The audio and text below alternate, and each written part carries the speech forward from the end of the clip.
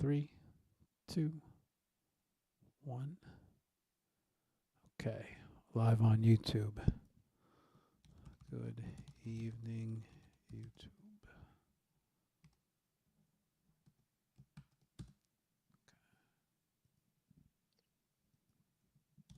Good evening, Facebook. Okay. IG is next. We're ready over here. 3, 2, 1. We're live on IG. Good evening.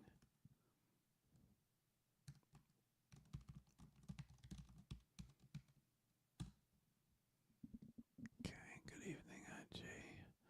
Last but not least, let's go X.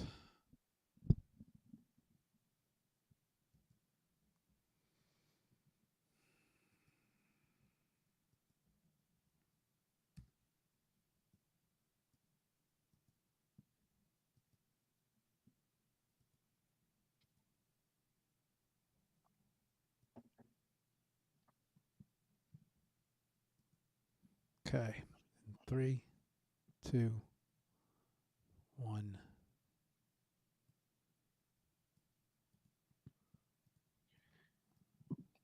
Excuse me.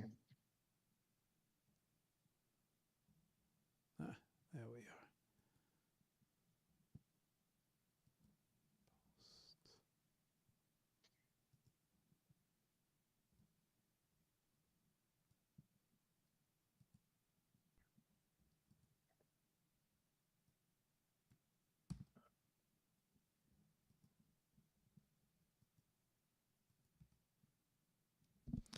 Okay, top post. We are live on X. I will see you in 5 minutes on the show.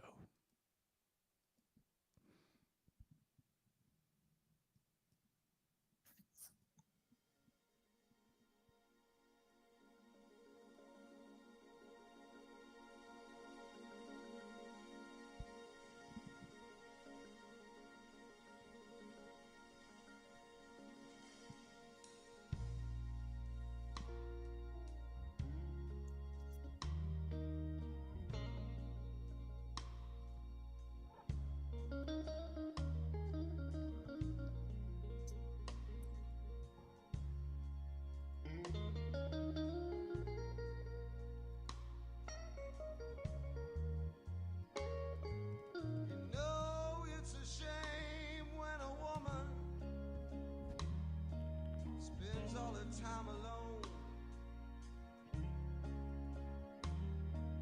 when I am perfectly willing to give her everything she needs. I don't care about her past. I don't care what she's been through. I just wanna feel one night with good love, baby. That's all I wanna do. So baby, if you got that feeling, I wanna give you that midnight healing. You know what I'm talking about, yeah.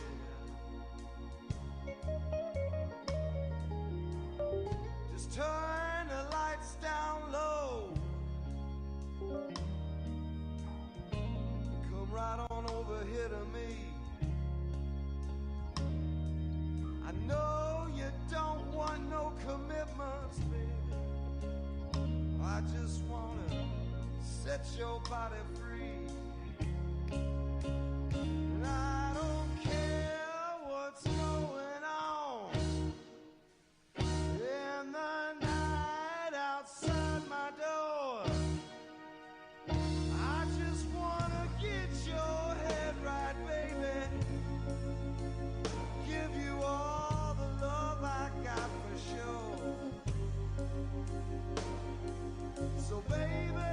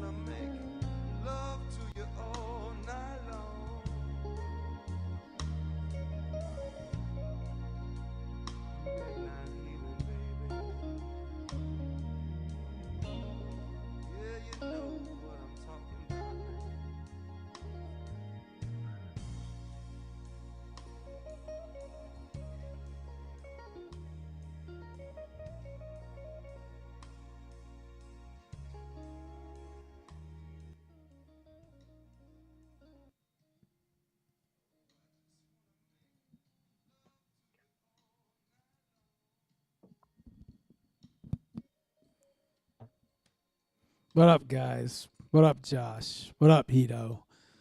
All right, we're back in the studio doing an audio check. Hang in there. Saying hello to everybody. What's up, Facebook? Good evening. Good evening, IG. What up, Goalie? I see all you guys. What up, Owls? What up, Marty? What up, YouTube? What up, Twitch? All right, let's get started.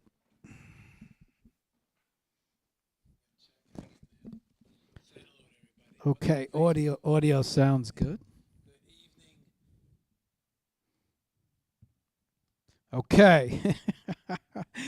No tech problems right now. Keep our fingers crossed. But we always seem to have a good show when we're in the studio. Welcome back to the Hour of Power. We've been trying these new on location shows, and so I'm working on it. I have a new laptop. I'm trying to figure out what's creating the issues on the location shows, but I'm going to figure it out. And the location shows are going to stream just as smooth as the studio shows. So just hang in there, have some patience. But I do see a lot of potential in these on location shows. If you were watching or you were paying attention, last Wednesday we were at LightPrint with Kevin. Kevin was it was an awesome show. I don't know how many of you guys had a chance to check it out. Unfortunately, I heard there was a lot of audio issues. There was a lot of video issues. We had some streaming issues. So not really sure what the root cause of all of those issues were, but I'm going to start with the laptop, and then I'm going to start analyzing web services. But first, before I could say it's web services, I'm going to work on seeing if it's the laptop first. So hopefully it'll just be the laptop, and a quick replacement will bring us back online, and we'll be able to have some really smooth on-location shows. But we had Kevin. Kevin is the owner of LightPrint. He is the person who is responsible for printing my big 40 by 60 print of reef prints that's on display over at Dream Canvas Gallery. So I thought what would be smart, because we had so many problems on Wednesday, is I asked him if he would love to come on tonight. So we got him from 9 to 11. And we also have, any of you guys have questions about printing, we're going to basically introduce you to Kevin all over again. We're going to talk with him about printing and get some of his thoughts, also his history. And I think I have a feeling that we're going to end up redoing the on-location show at his shop. But that's he's laughing now. But that's a surprise to him. But let's bring him on here. Let's get him. Why not? All right. Hang on, Kevin, before I say hello to everybody here. All right. Kevin, welcome to HOP again. Yes, but sir. Yeah, say hello to everybody out there. What's going on, everyone? All right. Tech-free show right now, Kevin. But I do feel like we need to venture back through LightPrint, and we how many people? A few, especially with the papers and the inks and everything at the end. Everybody was like, "Holy shit, that was a great show!" And I'm like, "Yeah, but we had some tech issues," and so I had to. I started ripping things apart, trying to figure out what's causing all the problems. And I think my laptop might be the reason behind some tech issues. So if I want to get everything rolling, and then I want to return when I know everything's running perfect, and I want to have the chance to do that. A great show again. So we're going to get a little seasoned at this. But welcome to HOP. This show a little different, right? So 2 hours, we're going to get to know you for about an hour and 15 minutes. And then we're going to head over to the computer. We're going to check out the website, IG, continue the conversation. Kind of same format, but, we'll start over. Why don't you take brief few minutes, introduce yourself to everybody, let everybody know who you are, and give them the introduction, Kevin. Go ahead, man. Wow. I'll try to keep it shorter this time. I know last time I gave my life story. Yeah, basically I've worked in the photo industry in New York City for going on 30 years. Like I moved here in the 90s to be a photographer. Um, yeah, my first job was Dugal, then Jill Greenberg. I don't know if you knew who she is. I was assisting for a while, and then I started my own retouching company, basically. I did that for about, so 2001 is officially when that started. And I kind of stopped retouching somewhere around 2015. So, but yeah, so 30 years roughly in the photo industry. I've done everything from drum scanning film for years and years when that was the main workflow before digital. Like I said, retouching, digital capture, proofing became a big part of the business because back then we were going to magazines, not to digital media. So we had to proof. That was a big part of the process. And back then it was a lot more expensive and cumbersome, and the equipment was, yeah, cumbersome. So that's just kind of how I got into the business. And then, you know, over the years, pivoted and pivoted and pivoted, and it's ended up being where I am today with LightPrint. We still do a ton of proofing, CMYK and Pantone proofing. We're doing photographic prints, aka chromogenic prints.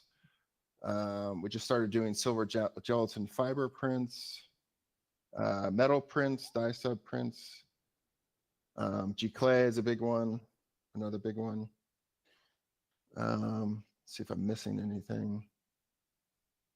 And you know, we do all sorts of various mounting techniques for all this printing, and we do some framing as well. So it's kind of one-stop shop. Oh, and we just started scanning again. So I think I talked about that in last Wednesday, but you know, I got out of scanning when film died, which was like around 2006.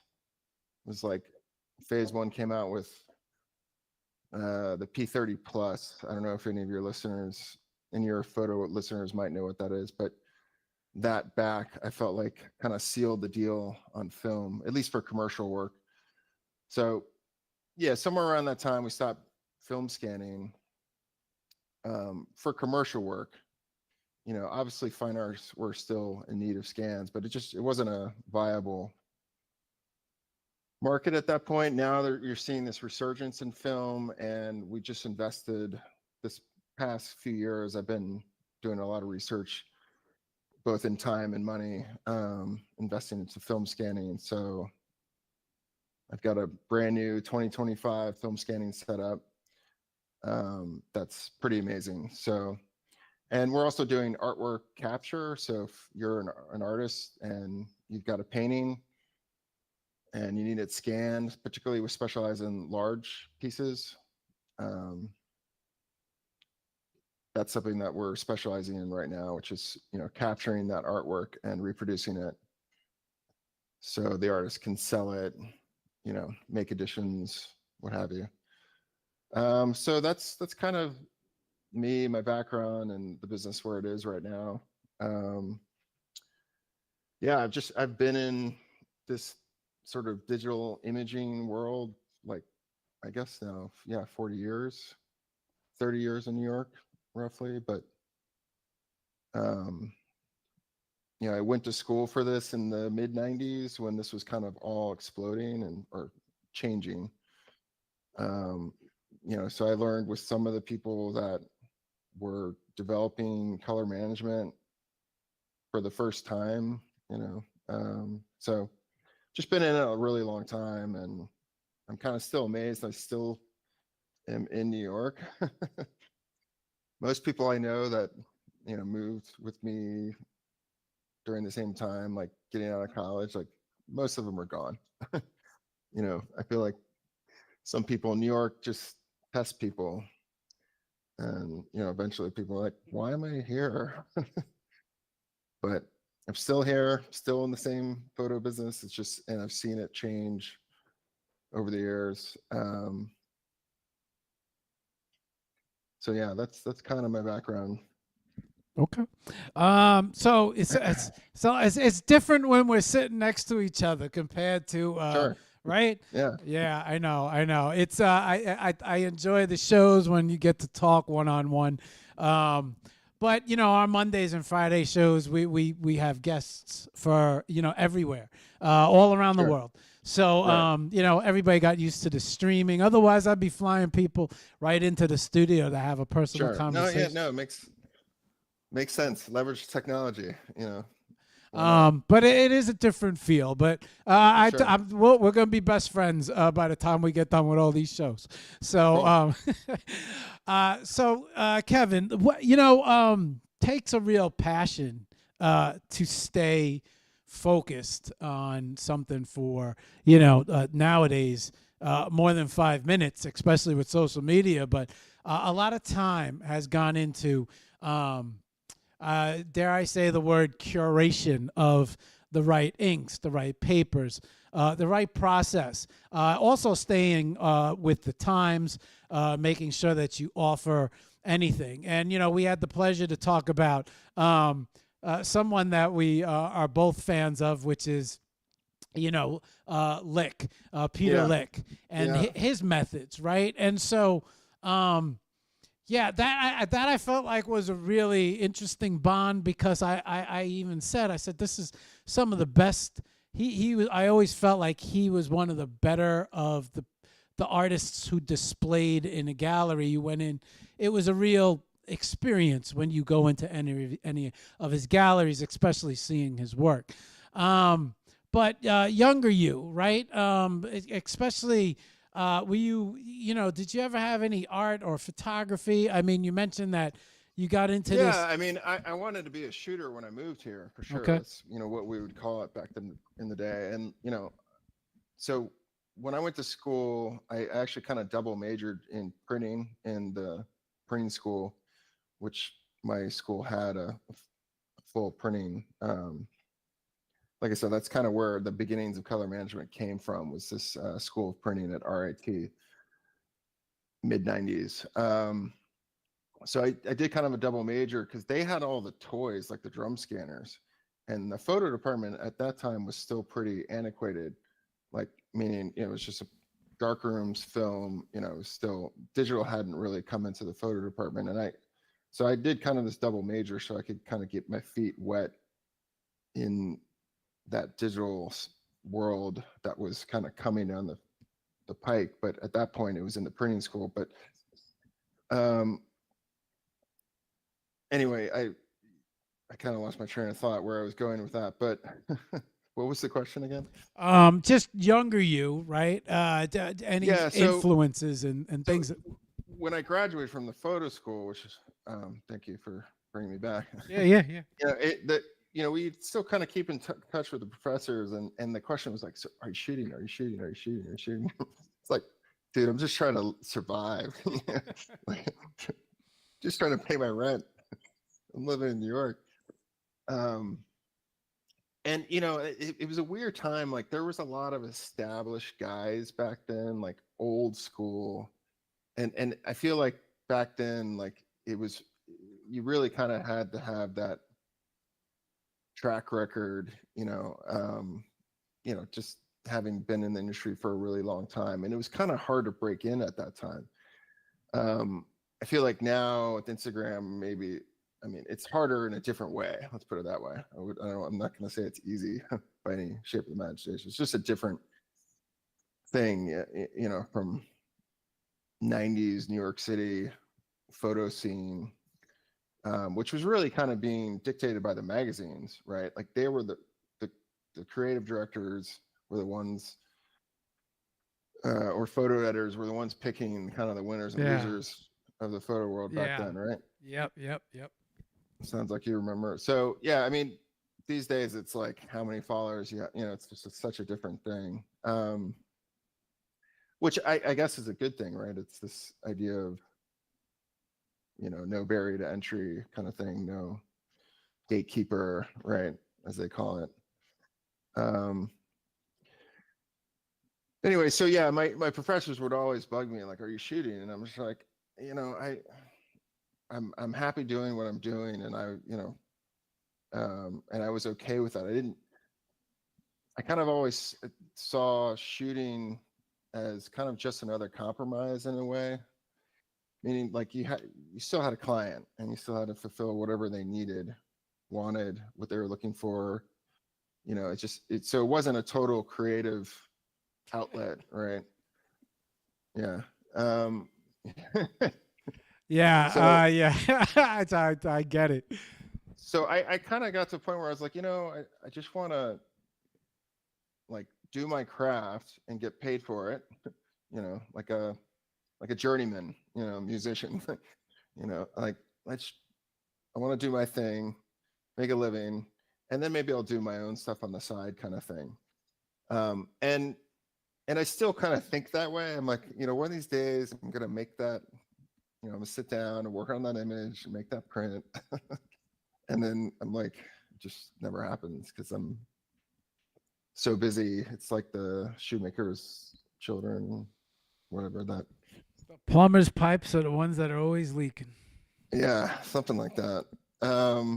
So yeah, I would like to do some more creative stuff for my own, just personal. But I would want complete total control, no client, just just doing it for myself, right? That's the caveat.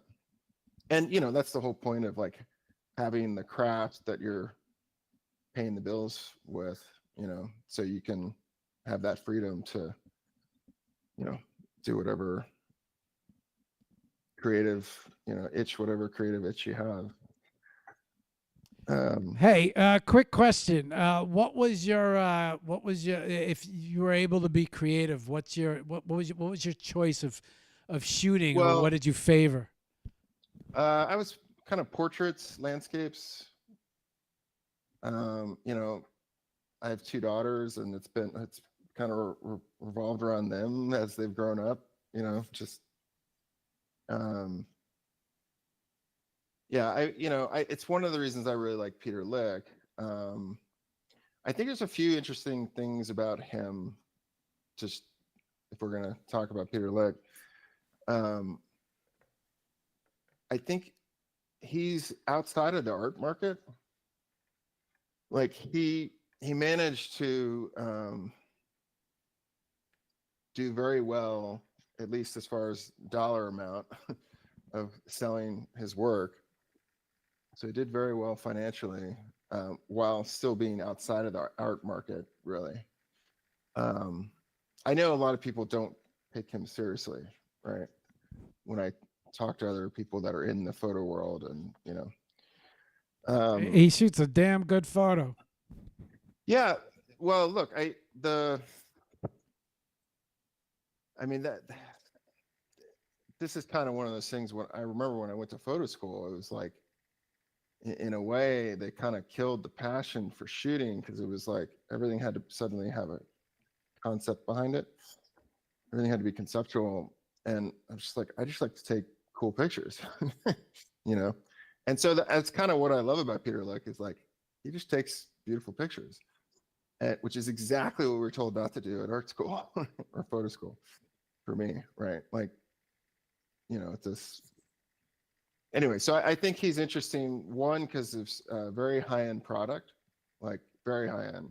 Like if you go and look at his galleries, I'm the guy looking at the edge, trying to get pictures when I'm not supposed to, trying to like look at technique, for his mounting, his framing, um, is this a silver gelatin? Is it not a silver gelatin? Those, I'm always looking at the technique, but, and I think he really took that, to 11, right? And so I just think he's interesting because he has a perfected craft, and he was very successful outside the art and photo world, however you might define that. He produces a phenomenal looking final product. Yeah, I mean, and a lot of that is technique. And so for me, as somebody that is really into the technique of photography, like I appreciate that. Um, from start to finish. Yeah. So, but I also appreciate that he's done what he wanted to do and didn't care about what the photo world thought. Like, um, he might not end up in the Met or the Whitney, like, but he sold the highest selling photo. Good for him. Like, isn't that what we all want to do? Is like make a living doing our art, essentially, right? Like, so yeah, I have a lot of respect for him. Yeah, for those two reasons. He went around the art market and his very high technique. I'm a little surprised to hear that he's gone dye sub / metal. Kind of surprised to hear that. A lot of his, I've seen some of his work that was like, without sounding corny, it's like sublime, right? He had some picture, I forget what it was. It was like just like a leaf blowing or something, but just really abstracted. I forget. And it was huge. And just the color of it and everything was just really beautiful. But part of that is the technique. It's because it's silver halide, photographic, face mounted, and even the lighting, right? Everything about the presentation. Yeah, but yeah, so I worry, dye sub is going to really have that kind of magic about it, which I think people respond to. Even the layperson that doesn't know the craft, that's why he's so successful, because they just are drawn to it. But we'll see. The whole dye sub question, like, I've only been doing dye sub. I avoided it for years and just recently invested in it last year because Epson's had 3 generations of dye subs, and I bought the latest, and so did he. As far as like, it's a little bit better than the last, and that was enough to impress him, I guess, to give up silver halide chromogenic prints. And I've been impressed with it too, but I can't say if I still have that same emotional response that I have with chromogenic. But with dye sub, you do have a crazy color gamut. So your saturated colors are off the charts, and I haven't seen anything like it. That's really where dye sub shines. Hey, real quick for the audience, what does dye sub mean? Well, so in photo printing, you've got inkjet, which is also called giclée, pigment print, fine art print. I don't know. This goes by a bunch of different names. In the New York photo scene, it seems to go by pigment print for whatever reason. SEO, it's giclée is the dominating keyword for that. But so there's inkjet, which is to me more precise. Chromogenic, which is light exposed photographic paper that's processed, so photochemical, which is what Peter Lick kind of built his reputation on. And so the difference between the inkjet and the dye, or the chromogenic, is the inkjet is ink on paper, and chromogenic is dyes that are photochemically processed and embedded in the print. Dye sub is basically, it's kind of like a hybrid between the two. You have an inkjet print, so to speak, a transfer paper that's got dyes on it, and then that is heat transferred to a substrate, typically aluminum, which is what's called Chromolux, is the brand name for that, the aluminum dye sub. So it's become pretty popular with photographers. Like the G Clay, you can do it in your house with a small printer. You're just kind of limited to how big you can do. But there's no reason you couldn't buy a small little desktop die sub printer and be doing metal prints with like a small heat press. Really? Totally, Oh. yeah, totally doable. You're just limited to whatever size your heat press, basically. You know, our heat press is 40 by 60, and it's a $20,000 machine. Like, so it's outside. And then the die sub that we're using is the latest and greatest Epson die sub. That's 44-inch. That's another 8-9 grand. So, you know, so for once there's like that big jump, you know, to, you know, doing medium to large formats, like it gets expensive to set it up, which is why we have, you know, the business of LightPrint. But it's the same with the G Clay. You can get a desktop, buy some Hanemule, you know, get a pretty decent result, particularly if you know what to do. And it's not going to be any different than what we're doing. We're just doing it at a larger scale, essentially.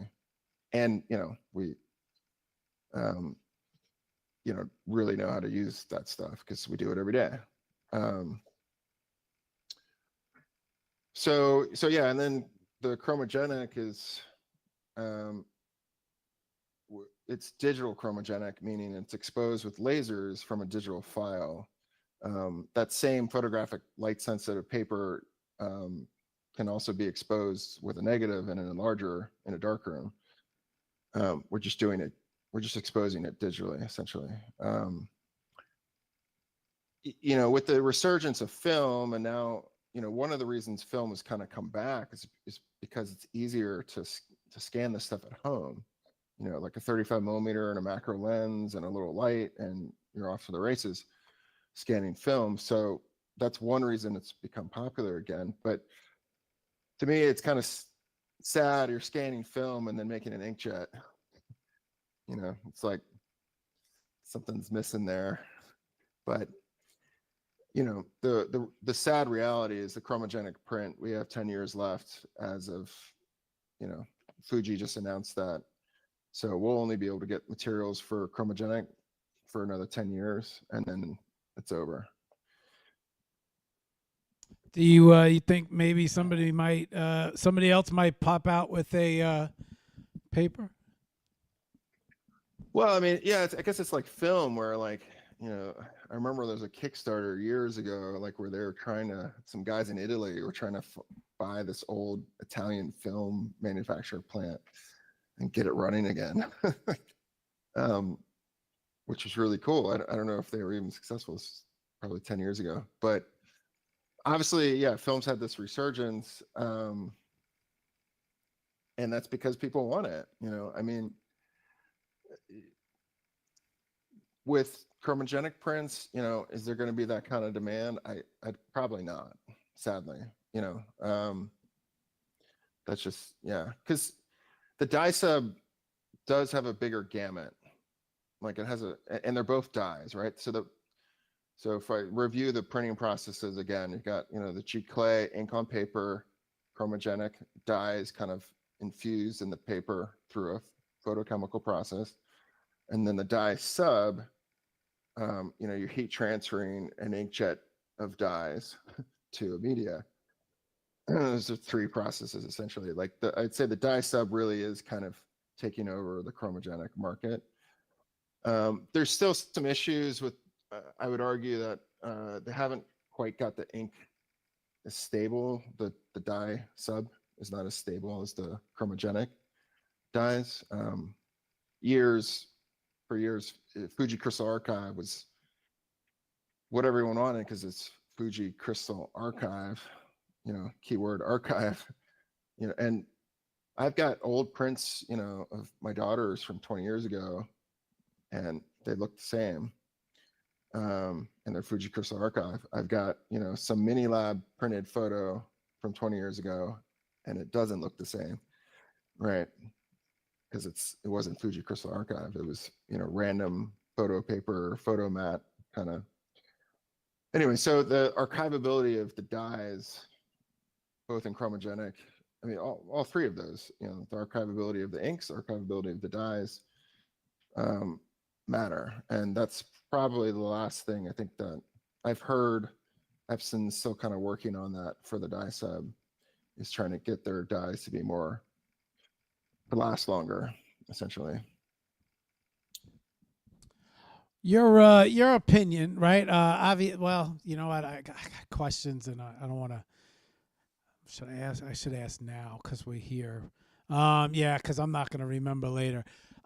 Paper, ink, the different types of paper. You know, on Wednesday Yeah. you went over luster, you went over, matte, and then also the different types of ink. And I was just, you seem like to me someone who goes through it all and then makes his decision on what he feels is the best. I mean, that's the vibe that you give me. And you have kind of zeroed in on certain things that you like. Everybody has an opinion, but I was just, for everyone out there who, has art or photography or is making prints of their work and then selling it, what in your from your opinion, what's some of the things that people should, obviously, and I asked you this on Wednesday, does ink and paper quality matter, obviously?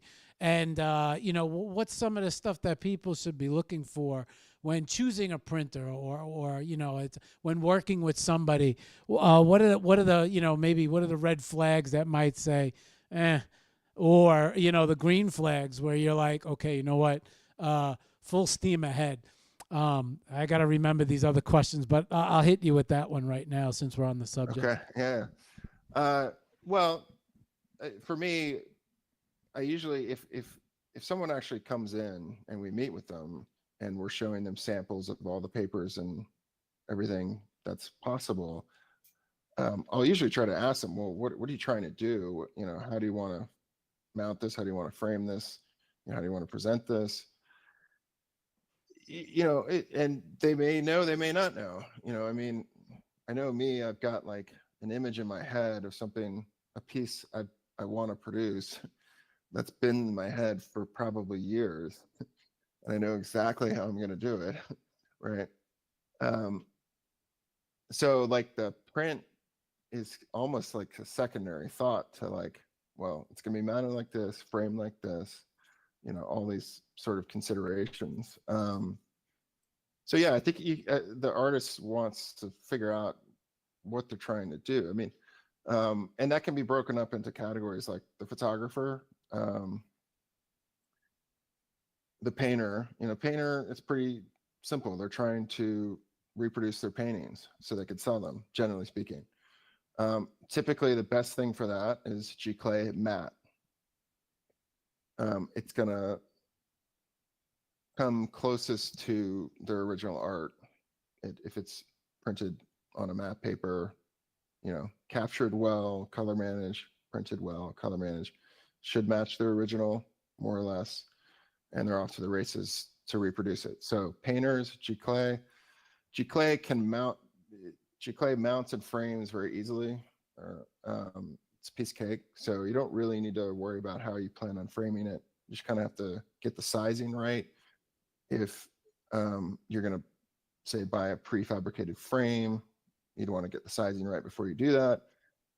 If you're using custom framing, then you can make it whatever size you want. But you'd still want to figure out, well, am I going to mount this? How am I going to frame it?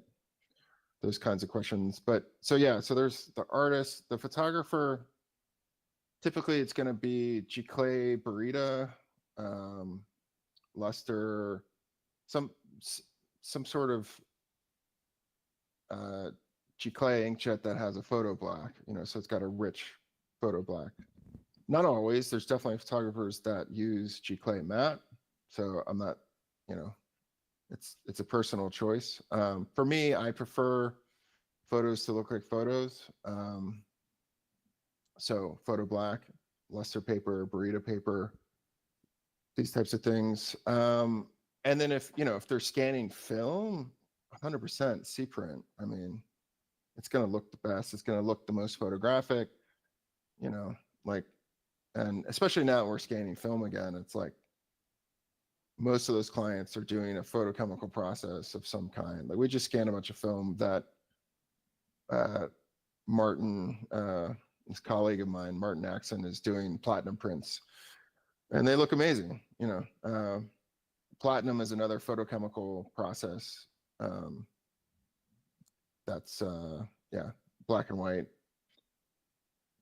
We don't do that, but Martin is experienced in that. It's been doing it for decades. Yeah, so those are kind of the questions I typically like to ask. You know, black and white, it's in a whole other, you know, sometimes people order black and white on C prints. I think we talked about this before. It's actually the one thing I think I don't like that I've seen Peter Lick do, which is he does black and white on C prints. I think it looks terrible because it doesn't look neutral, and that's bothers me. You know, in black and white, you want a neutral looking image. The Epson, the 60-inch Epson that we use, which at the moment is kind of like the granddaddy for fine art Giclée. It'll get replaced soon, I'm sure, but it has 4 shades of gray, so it does an amazing black and white. I think I lost audio on you. No, I'm here. I'm here. Oh, okay. Yeah. No, I didn't want to interrupt you. No. So, yeah, black and white. You know, I wouldn't recommend C print at all. You know, go with a Giclée Burrita. You know, or you could do the Giclée matte as well. That looks a bit like a platinum print. I like the Burrita because it looks more like a fiber silver gelatin print. And that's a whole other thing that we do, which is silver gelatin. And that process is A, very expensive, B, time consuming. It's kind of hard to do big with silver gelatin because they're so fragile. Like we can do up to 30 by 40, but it's really challenging. Yeah, so it's kind of like, what are you trying to do? What do you have in your head? You know, what are you trying to produce? You know, these are the types of questions that, and you know, most of the time, because we're a website, a web to print website, you know, most of the time the clients already know, and you know, sometimes we don't interact with them at all. But if we do, you know, these are the types of questions I'm asking. Is you know, yeah. Do you normally you know, when somebody comes in, they don't? Okay, I'm gonna go ahead and say I know how you're gonna answer this already, but the presentation, right? Isn't the presentation of a work of art an art itself?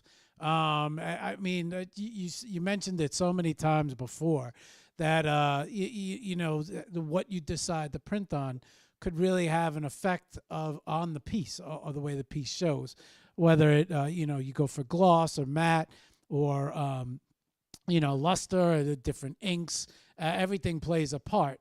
That presentation, I would imagine, matters, but a lot of times when you see, let's say, someone new comes to you and they show you, you know, I have a painting or I have a photo, and is it something where you can look at and say that will look great on this?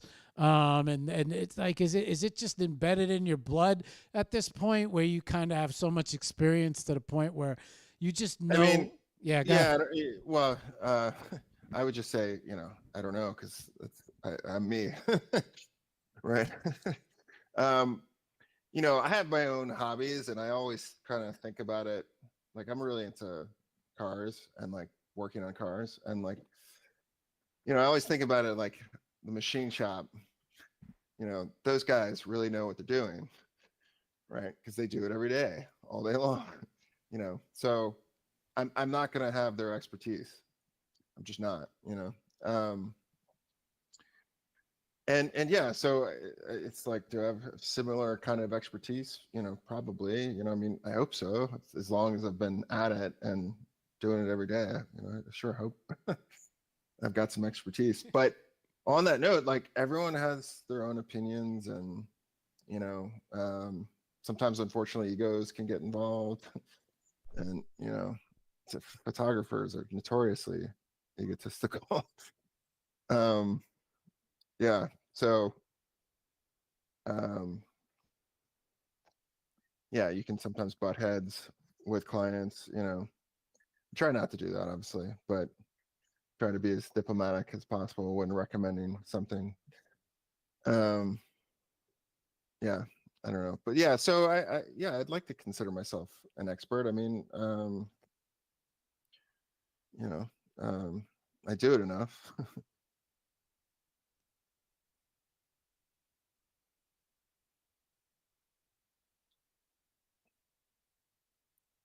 Those batteries.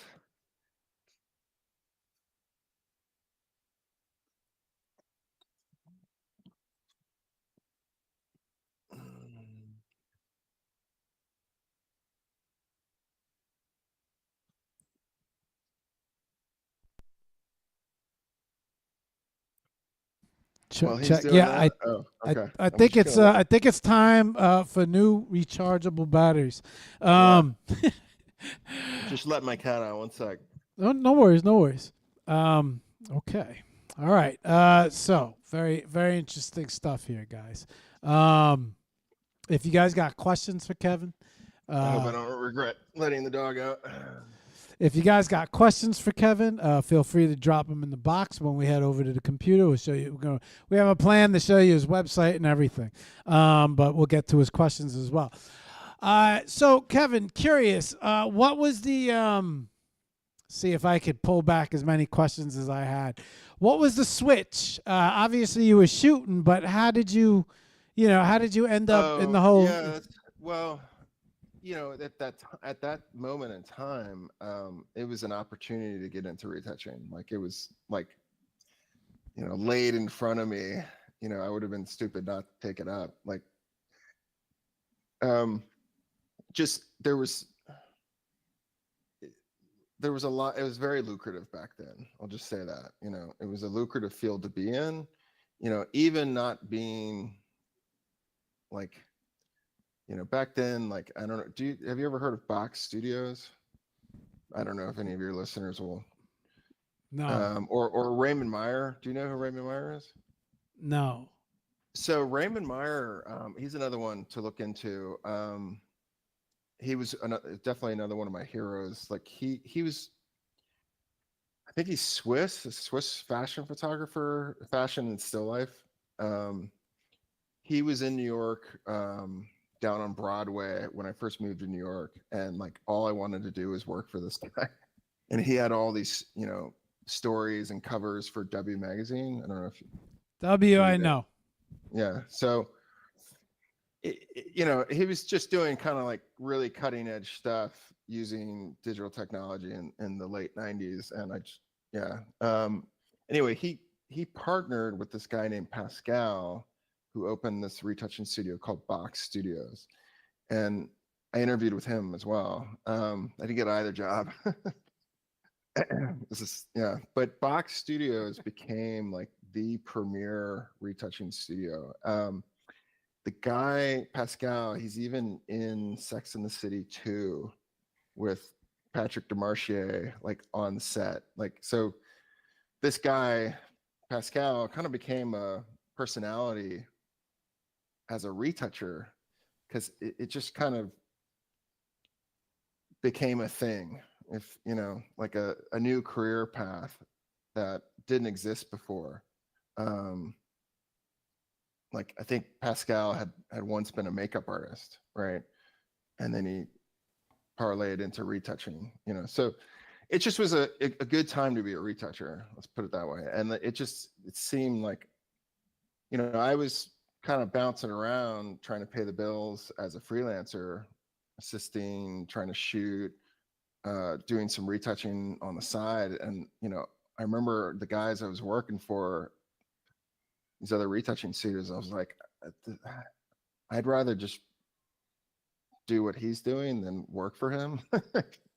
You know, so I started my own retouching, and you know, I hooked up one with one particular client, photographer named Gavin Bond.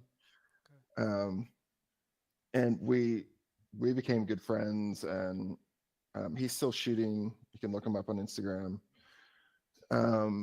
Yeah, I started doing basically all of his work for years and years, like probably 15 years, among other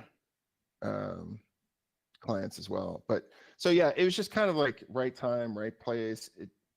And it became this pretty lucrative business. You know, and I was pretty young, like that when I kind of fell into all of that.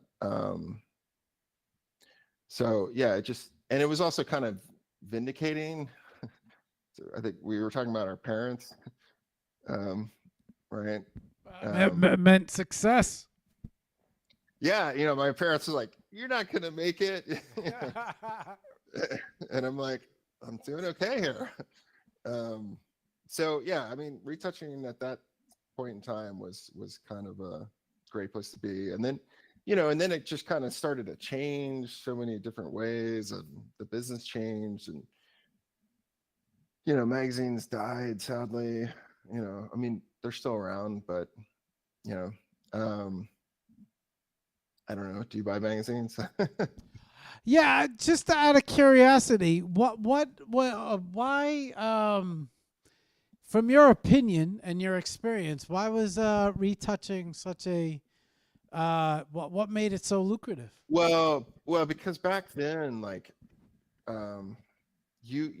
everything kind of hinged on the retoucher, and it was weird because, like, you know, the photographer got all the credit, right? Towards the end, you started to see retouchers getting credits, but that was only towards the very, very end. And I was just sort of like, I don't care, you know, what's my image rate, like, you know, like,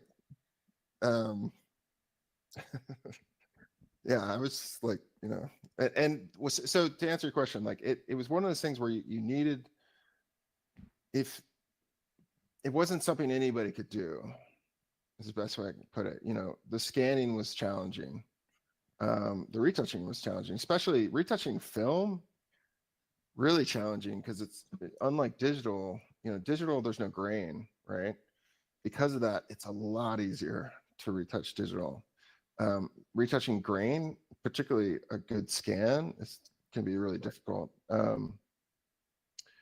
Yeah, so and then, like, this was the era of magazines, and if that fashion story came out and the color was off, like, that was it. Like, the photographer looked bad, you know. So, like, the photographers became really reliant on the retouchers, right? Get the scan right, get the retouching right, you know, and it's going to reproduce correctly. Like, that was which is where proofing comes in, which is still part of our business, proofing.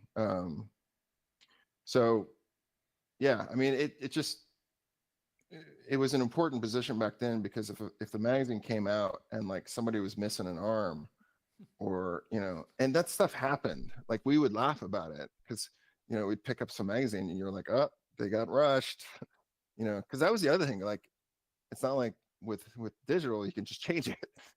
This stuff went to print, you know, and if there was a mistake, that was there for life.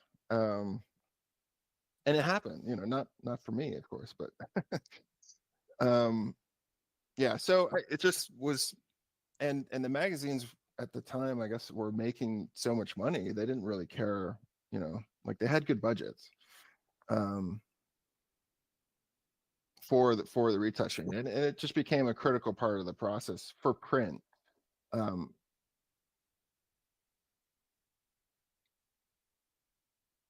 I would argue, you know, the people that are still working in print as retouchers, photographers, designers, a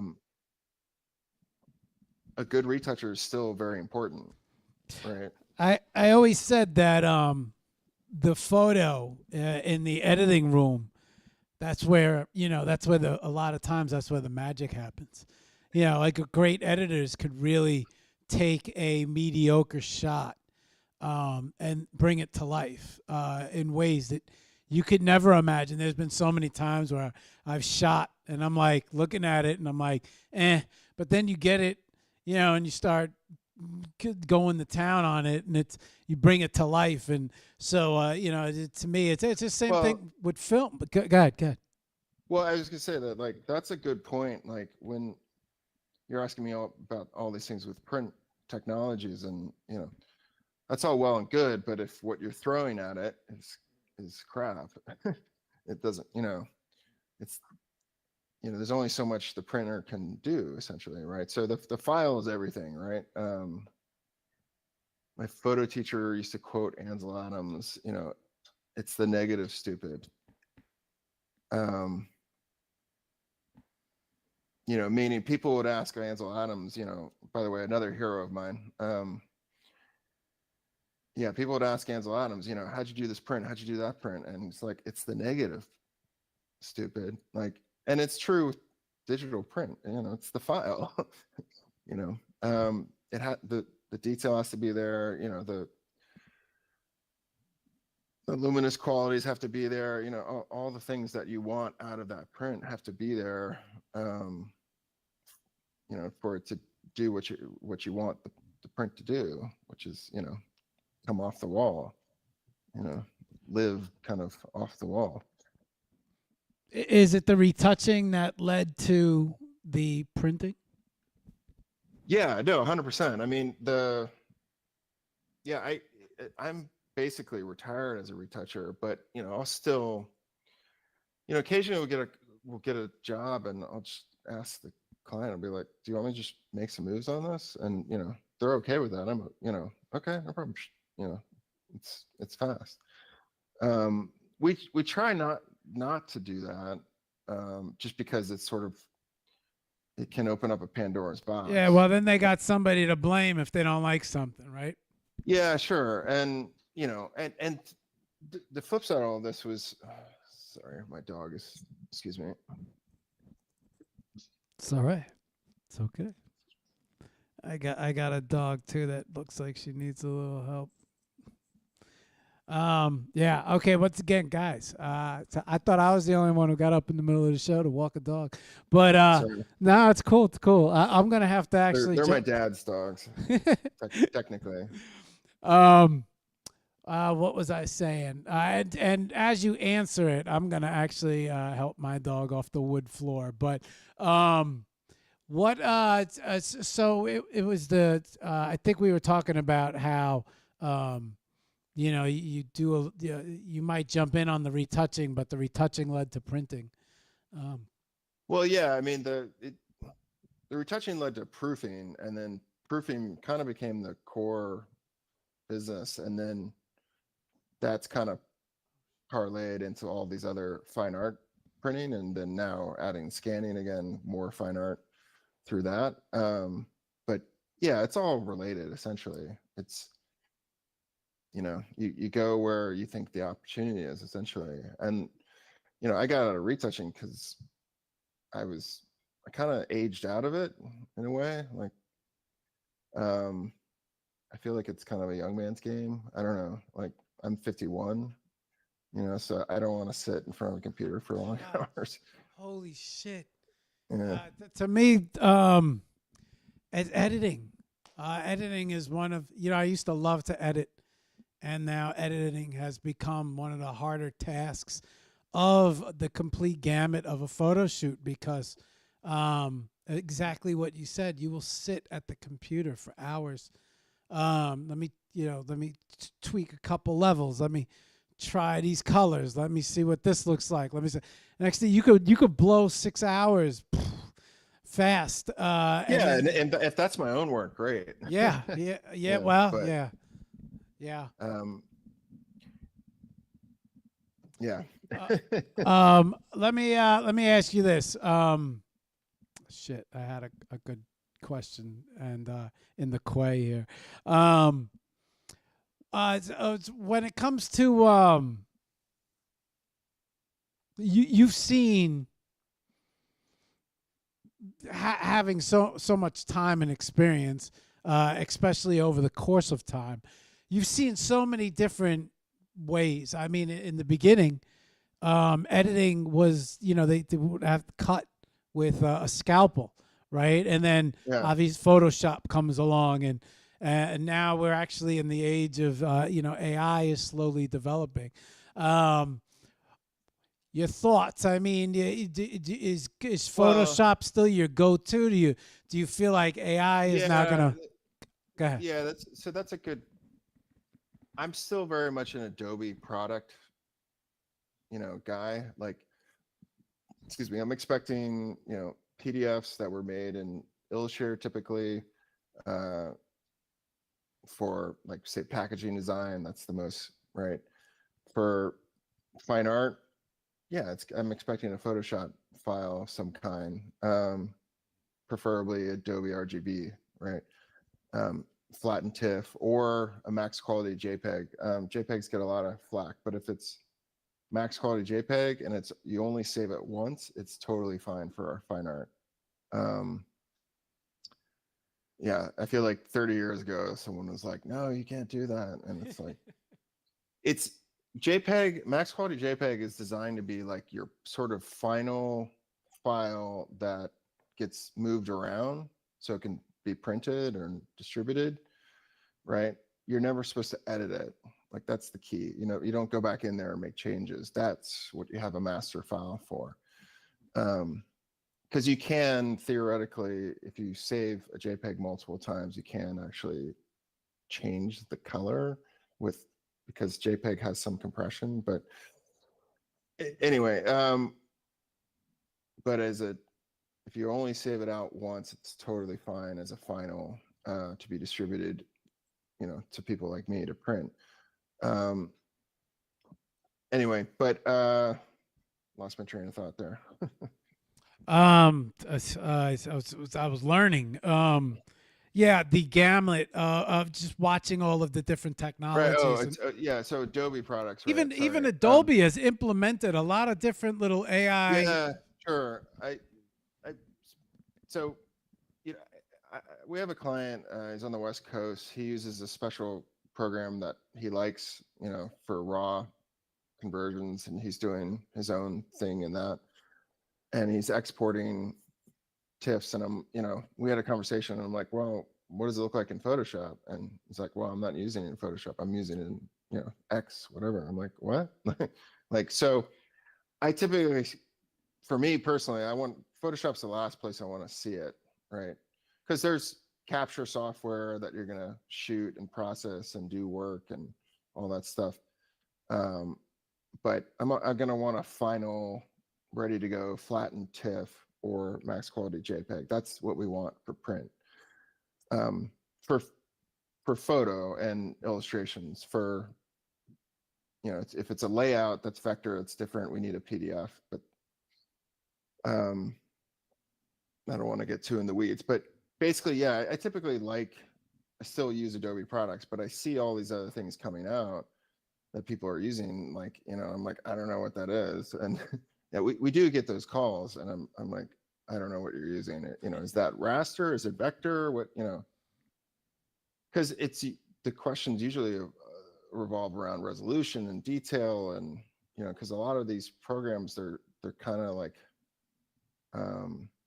they're like proxy programs where, like, I don't know if you know what I mean by proxy, where in Photoshop you're working on the pixels and that's it, right? Like you zoom in 100%, you're seeing those pixels 100%. Some of these proxies, you're just kind of looking at an image, and you have to then export it to raster, and then it's like, well, how do you export it? What kind of detail is it going to preserve? All these kind of questions come up. But to be honest, I don't use all these programs, so I don't really have the best advice for people other than, if it's raster, we want as much resolution as you can get out of that software, generally speaking. If it's vector, keep it vector as long as possible. I don't know if any of that makes sense to you, but Yeah. Yes. okay. So yeah, and as far as AI, we have had clients that they produce all this work in AI and they want us to print it. Hasn't been a ton of that, but it's happened. Yeah, for sure AI is a big unknown right now, I would say, for everybody, right? What's it going to look like in 2 years? I don't know. Okay. What I want to do is we're about an hour and 5 minutes in. I want to move over to the computer. I'd love to bring up your site. You got an IG. You know what? Before we run over and do that, I will talk about this. You did mention, this is actually good something good to talk about. You mentioned that the creative, right? The creative editors. That was the person you needed to make friends with. That's the person you kind of had to drop your book off with. Yeah, sure. Right. And if you got to hope that person even looks at your book. And if they do, then usually to get you through the door, everybody had their favorite shooters. So you have to become one of the favorite shooters, because if they're bringing you in, they have to move somebody else out. A lot of times I'd have this friend George, and say, he's telling me about a lot of the under the table stuff, and he was a funny guy. This guy George, he would. So you want to shoot Eminem? You got to go to Vibe. You got to go there with a 50-inch TV. Just leave it in the hallway, and go to creative editor. And he always had I was like, no, they're gonna like me because of my work, And he's like, you don't know shit, kid, And I'm like, you can't work that way, And so a lot of times creative editors would have their favorites. Also, whoever was blowing up or has the hype. A lot of times there would be this magazine, our competitor got this guy. We have to have him shoot for us too. But now things have opened up a little bit more with social media, because it's just like you said at the beginning of the show. You might not be in the fine art world, or you might not be accepted by Sotheby's, but you might be making more than some fine artists out there, especially through sales, through online, through social media, because you had the ability to open doors. Maybe numbers now are more looked at. Followers are looked at, more than maybe that is the new industry. This is the guy. This is the go-to guy, or this is the guy we want, or we want to get in front of their numbers. But also a lot of times you could spot talent. You could see something new coming on the horizon, and you know what? Let's give this guy a shot, or let's give this girl a shot, or I love this person's work. And now maybe if for whatever magazines are left or whatever jobs you might need to hire somebody by, there might be more of an opportunity, but then also more of an opportunity for an artist to sell their art to collectors, or people who are just fans of their work, or people who want to support them straight through social media, or even I'm going to say the NFT world, the art world, the digital art world, digital collectible world, where there's a lot of marketplaces where you can purchase someone's art now. There's a lot more opportunities than, just touching on what you said back then. You have any thoughts or feelings on any of that, especially when it comes to your business and dealing with all of, the possibility of dealing with all of these artists who might have to get, a physical made or something printed because somebody might want a piece for their wall. A lot more opportunity to get noticed. I mean, any thoughts on that? Well, there's a lot there. So let me try to. Yeah, I know. I threw a lot. The first thing I thought of last was as far as, I'm producing physical work of some kind, and because of that, it's somewhat insulated from, say, AI, right? So I'm personally happy to be in that arena where I'm, as Elon Musk says, pushing atoms. something like that. This something in the physical world. Physicals are never going to go anywhere, Yeah. So, right. And, but I think for artists, and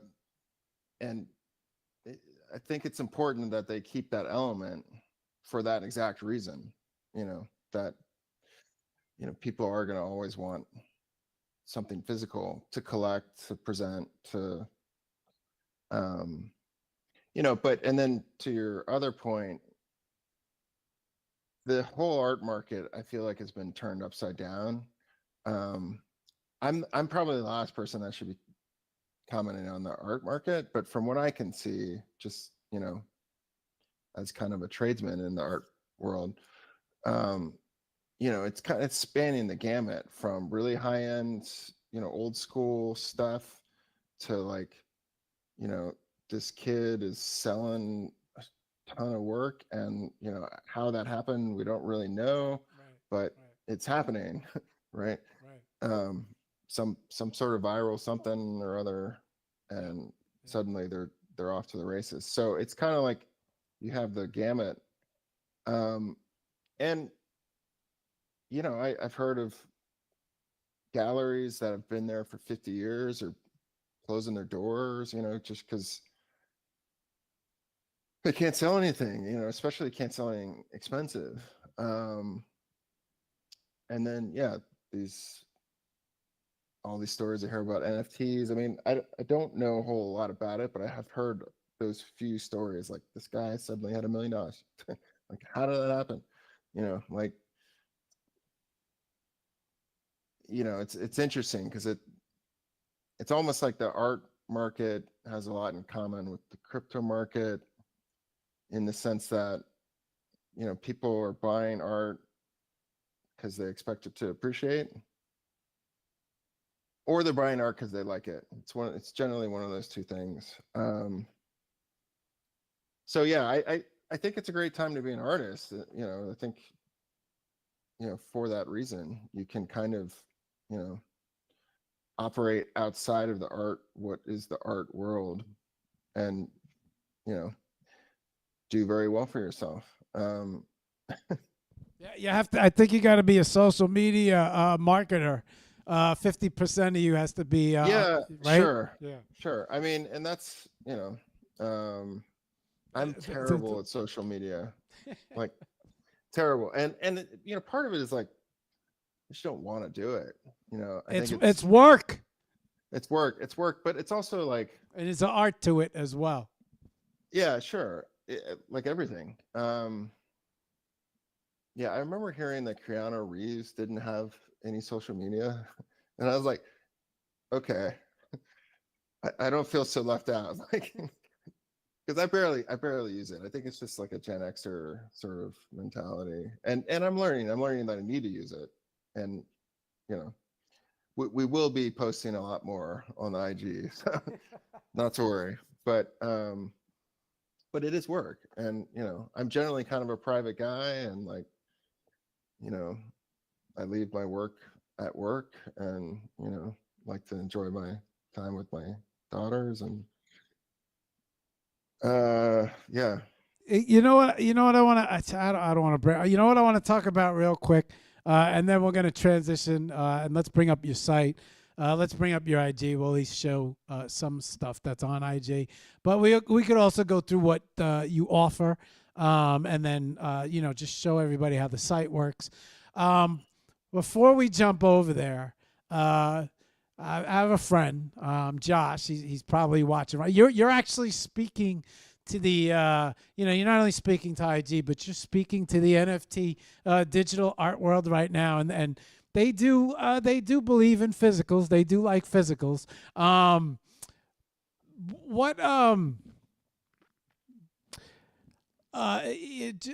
we were going through printers and we were looking through everything, as I ended up at a couple different places, and I don't know, they didn't. I wasn't feeling them. And I came back here. I said, Josh, man, I don't know where I'm gonna get this 40 by 60 printed, man. I'm like, I'm not crazy about this one place. I'm not crazy about this other place. I'm not gonna name names. I said I just didn't feel like they had the experience. And so I'll look up some stuff. He lives in Tennessee, New Orleans, and he's looking up some stuff, and he's like, this guy. You want to go to this guy right here, and I'm like, why do I want to go to? Why do I want to go to this That's guy? funny. He's like, he's got a Type C. That's the print you want. So he knew all about. I'm gonna hope I say it right. The chromogen. Am I saying it right? Chromogenic. Chromogenic. Okay. Yeah, chromogenic. He yeah. knew all about the chromogenic printer. Or Type C, or yeah. or Type C. Am digital I C. saying? Did I say Type C? I thought I got Yeah. it. Yeah. All right, yeah. No, yeah. That's right. And he's like, that's the print you want. And I'm like, why do I want this? He says, that's just the best print you can get. That's the print you want. And I'm like, all right, let me reach out to them, see if they could get it done in time. And that's what created now, I'm talking to Lovis. And, that's what created all, that's how we met. And I'm like, I think they could get it done. I'm like, it sounds like they're going to, I'm like, and then I go to your website, I watch this video of how, so it's only one of 3 machines, if I remember correctly, and how you acquired this machine. I think you had it, and I just enjoy that story so much that I think it shows your passion for, the art of printing. And so I was just, maybe you could talk a little bit about that event. Also, you got the video, which I want to show everybody. Not the video, but where it is on the site, because I watched it, right? I watched it, and it tells the story about this. But it's what you printed my 40 by 60 in. It's what I hung on the wall, and standing in front of it, I'm just like, holy shit! Like, this is a really good. Josh wasn't kidding. This was a really good print. And then come to find out that this was the method that Peter Lick used. Yeah. Right? Which was like, holy shit, you kidding me? I have a printed like Peter Lick, and that's what kind of kicked off the show last time. But I would just love for you to talk about that story a little bit. Sure. Well, I mean, that particular printer, by the way, the video you're talking about, my daughter basically edited that. She just turned 21. She's a filmmaker. Cause I was watching it, and I'm like, this is a good story. Yeah, she did a great job. But yeah, I mean, so that particular machine came out, say, around 2010. I had owned smaller versions of that machine. It's Italian made, and being Italian made, it's a bit like the Ferrari of printers, particularly for photography, right? And by the way, for the people listening, I don't recommend this printer for illustrations at all. I also don't recommend it for black and white. That's G-Clay. So, everything kind of has its place. But for photography, I think the reason that Peter Lick did as well as he did was because he was using this type of printer. It has a luminous kind of true photographic quality about it that is unique. And I think he really leveraged that.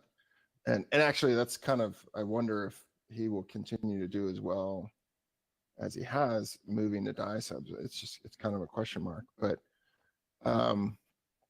anyway, so yeah, I had my eye on this machine 2011, maybe 2010. I actually traveled to Italy to see it at the factory. Met the guys working at the factory, met the guys building them. I still talk to them on WhatsApp because they helped me maintain this 10 however many years later. No, 15, Jesus. Yeah, about 15 years now. So I had a dream of owning this machine for a long time. And I think I told you at the studio that I was like writing it down, my 5-year plan. It was always on the list. And then during the pandemic, I got a call from the guy that's kind of like the dealer of these machines. And, he's like, got a 50-inch for you. And yeah, so, and incidentally, Peter Lick had printed on this very machine, like of the 3 in the country of these machines, Peter Lick had actually printed on it before he bought his own. So he's actually one of the 3 owners. But before he had bought his own, he was printing on this machine. And I think probably was the machine that printed the one that he has the record for. I forget what the record is, but it's in the millions, for a single photo of by a living photographer.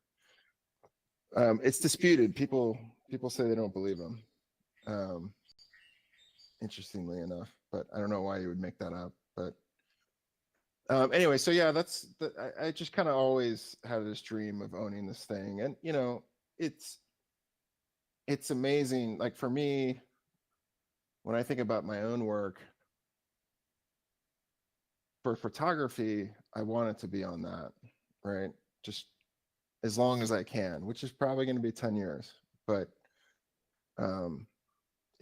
it has this photographic quality that, you know, I want in a print, that I don't feel the same thing from a G Clay. But yeah, watch the video, edited by my daughter, and I'm glad it, you know, you're not the only person that said that, you know. So there's been a few people that have been like, yeah, you know, I watched the video and I thought, okay, I want to order with these guys. And great, you know, we're trying to update. By the way, when you're like, we're gonna go to the website, I'm like it's still a work in progress. And as a Join the crowd. yeah, no, I know, it's as creatives, we're never satisfied, right? You know, like it never stops. And you know, it's just, unfortunately, it hasn't gotten the attention it needs, because we're so busy working, right? Like, you know, so busy just getting through our work. But yeah, I hope to, over the next 6 months, to have a lot more videos on all the various processes that we do, to make it a lot clearer, because right now it's not very clear on the website, all the different processes, what we do and what they entail. So I hope to change that with video, just like with that one. So, and that video is like how we got there. It doesn't really talk about what it is as far as a product. So we need a video for that as well. So yeah, the videos, or the website is very much a work in progress. It does work. And I'm proud of the fact that it's really designed for creative professionals to use. Just upload the file and check out, basically, you know. So get us the file, check out, and we're working on it, you know. So that kind of, at that tempo, you know. Sometimes people try to email us stuff and we're like, look, please just use the website. It's going to be faster for both of us. You're going to get updates. You're going to, you know, get in our system. You know, it's just use the website, and it works, but it's still a work in progress as far as the design. It's still a work in progress as far as all the marketing. It's a good segue to bring it up. Oh boy. It's a good, and while you talk about it, it's a good segue to bring it up and show everyone. You did mention that. I'll ask you this while I'm re-rigging the screens. And well, you know, so another thing that might be, you know, useful for your viewers is like how to help them prepare work for printing. oh yeah. You know, like frequent questions are, you know, can I get a proof? You know, people will ask, you know, what about, do I need a calibrated monitor? Sometimes viewing conditions, you know, what kind of light you're using to view the print matters.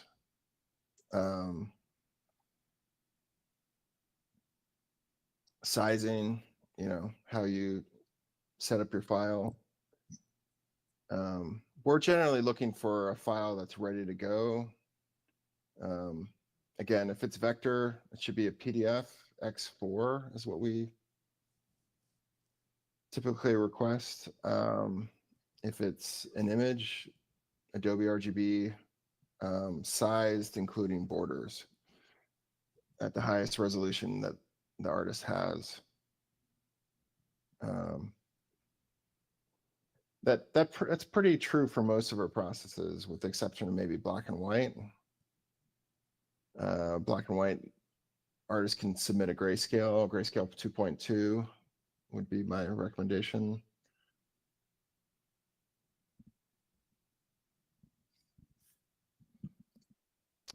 I'm gonna. This is what I was curious to ask you. Didn't the printing with Lick?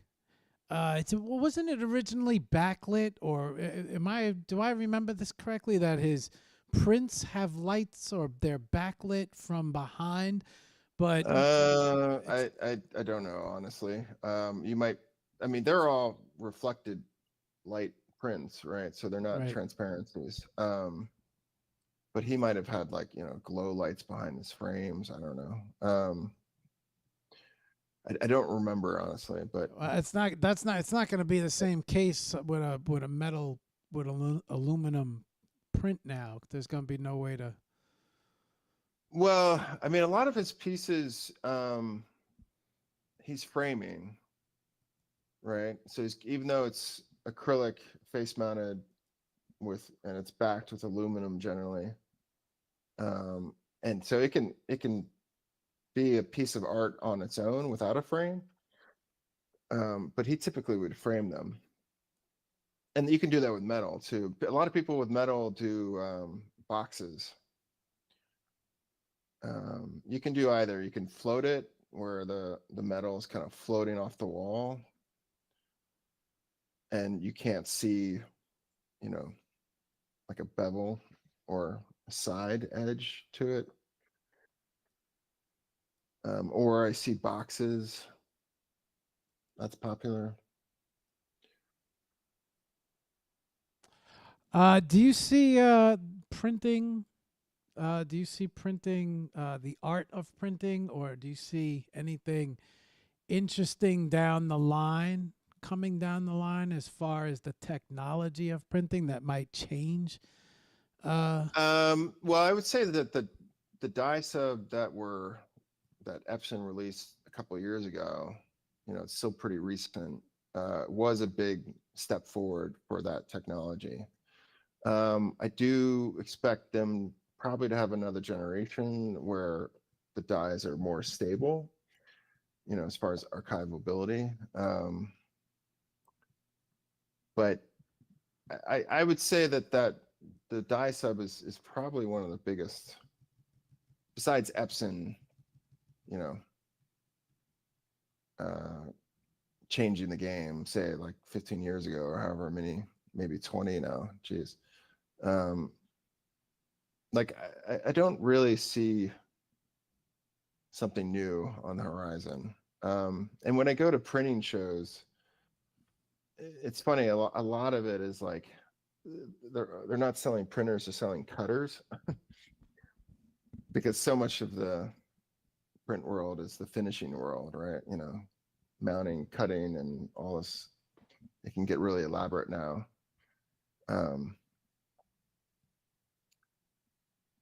So yeah, I would say that the dye sub is probably the most important new technology as far as photo printing, you know, art printing. And it's still early days for that. You know, if you go to an art show or a photo show, you won't see a whole lot of that. You might see a couple in the whole show. But you will see 80-90% giclée. That's kind of taken over, much to my chagrin, because I find it not very inspiring, for photography. For illustrations and paintings, it's great. Kevin, I got I got LightPrint up, Okay. the website, and there's our services, and I would love it if you just went through everything that you guys offer everyone out there, or and not only that, but through speaking, you have mentioned that there are certain services that your company provides for corporate or boxing or packaging, but then you have set your sights and your focus on artists now as well. And why would this be a benefit for the artists? So I thought it would probably be a good thing to go through everything just to, let everybody know the services that you offer. Sure. I'm trying to actually share my screen. Oh, wow. Yeah. Okay. All right. Good. I'm not sure if it's Yeah, you got it. You shared it. You're good. okay. Not sure why it's not letting me out of my admin. That's interesting.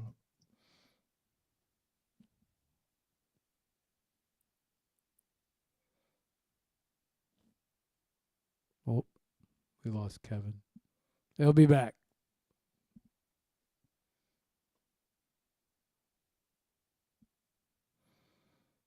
What's up, guys? What's up, Goldie? What's up, Hito? I'll say hello to everybody while we're waiting for Kevin to come back in. What up, Owls? What up, Allie? What up, Renee? What's going on, Trish? Nalia? NS Impam? Monamel? What's up, Monamel? What up, Art Nas? We're over here having a conversation about printing. Kevin runs a print company in New York City called LightPrint. We're just waiting for Kevin to come back now. I think he knocked himself out. He'll be right back.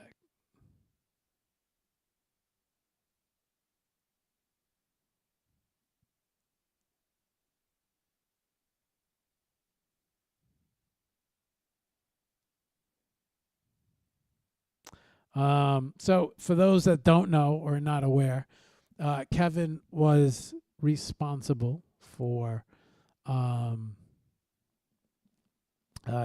and Lightprint and Lovers were responsible for my 40 by 60 print. I will show you guys pictures of that right now. Actually, let me bring that up. I could bring that up and show you guys. These were pictures from my exhibition of reef prints. This was one of my larger. This was my larger print. I do have an Epson 3880 here, which I use to print on. So that allows me to do up to 13 by 19. Also, right? Yeah, 13 by 19 is the biggest one. I think 17 by 20, if I remember correctly. No, 13 by 19 is the largest print. There's also a 17 by 13 or 17 by 11, if I remember correctly, 17 by 12. I don't remember the exact size. I also think it could print 20. Let me see. Anyways, I do smaller prints here, but when it comes to a larger print, but I'm going to show you guys pictures of the prints that, let's see. Let me bring this up right now.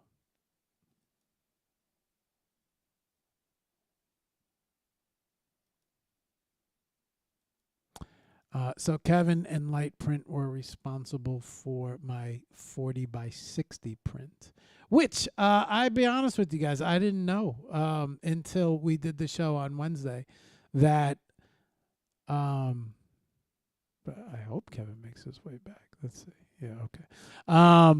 That I didn't know until Wednesday that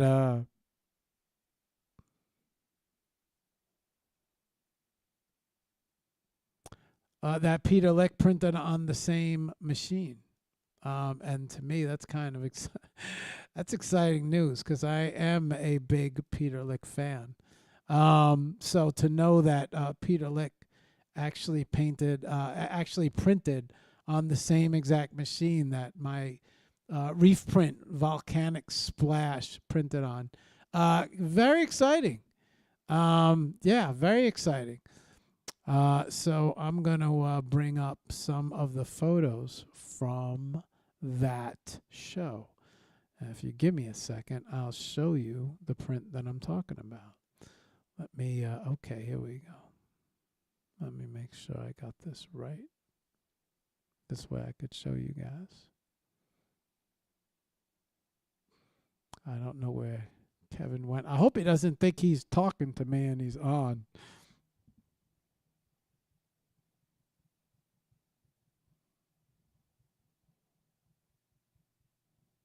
Maybe he's rebooting.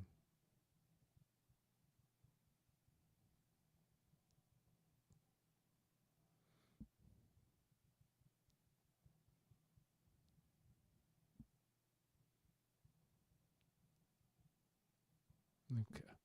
Sure, he's making his way back. So Dream Canvas Gallery and Academy also has my is now home for my 40 by 60 print. Let's show everybody this. Come on.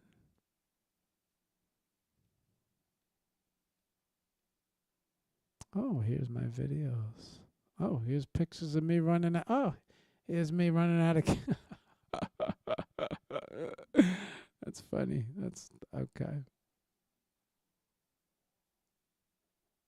Let me make sure I got the right ones here. They created.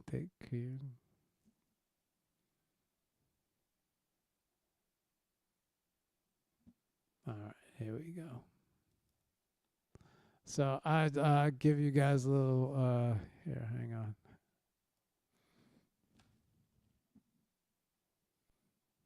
So this is a photo of me. This is me walking with my Type C print from Kevin's. There it is. That is the famous print. That was my first 40 by 60. I never printed anything that big before, and I was excited. So I was trying to get a nice shot of me walking with it. Very happy, very excited because Kevin made it happen at that time. These are some of the smaller prints. These are 13 by 19s that I printed myself. Also, shout out to Josh for suggesting the paper, excellent paper. And that's what some of the 13 by 19s look like after I was finished. And then let me bring you to, whew, come on, baby.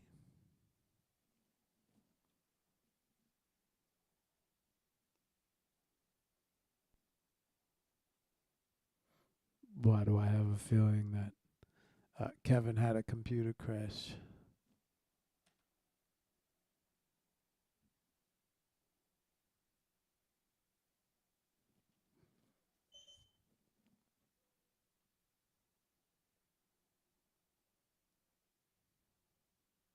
Mm-hmm. Okay. So this was the exhibition. And then this was, this is the 40 by 60. These are all the 13 by 19s. This is at Dream Canvas Galleries right now. This was a 13 by 19 with 2-inch matte. And this right here in the middle is the 40 by 60 that Kevin was responsible for printing. And came out pretty nice. Looks pretty good. Okay, so it looks incredible when you stand in front of it. Not only that, but when you stand in front of it and you take a picture in front of it, it really photographs very well. So this is the Type C print. This is the print that he was referring to and talking about. And yeah, I want to just show you guys that. That is the, there we go. So that is a pretty big print. And a lot of times I think when you print this big, you have a issue with keeping the quality of the print. But also shout out to Josh, who also helped set this up. And getting it in that frame was no joke. But that is the Reef Print collection right now. So yeah. And I hope Kevin returns. Let me make sure that, yeah, okay. There we go. I got a lot of photos loading right now. So this is, yeah, there it is right there. That is the 40 by 60. It came out beautiful. The quality of this print also had to be very careful with it. Very fragile. But it was an excellent exhibition. We'll be back there. We'll be back there for the Webby 3.0 show, for the Webby Live Reveal show, which I'm going to talk about also next. So hang on, let me, yes, here. I'm not sure what happened, but we lost Kevin. I was hoping he'd join back in.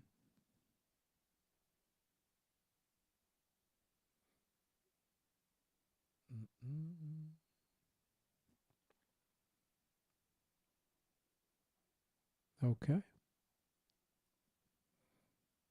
Yep. All right. That's LightPrint's print. There we go.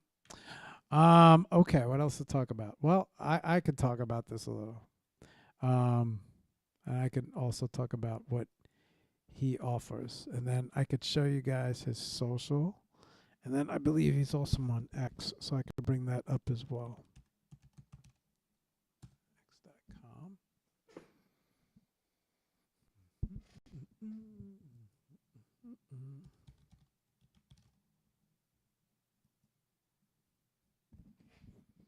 Okay, so let me get these screens back to normal here. So, okay, if you're looking for him on X, very easy at LightPrint.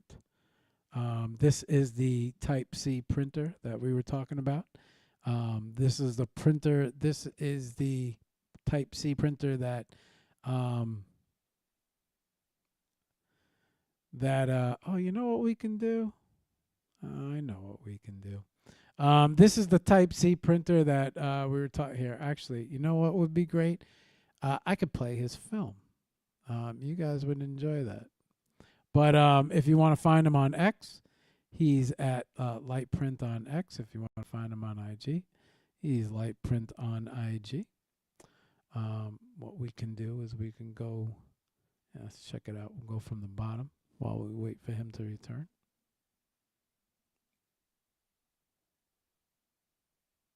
Ah, see? Artists everywhere with shows.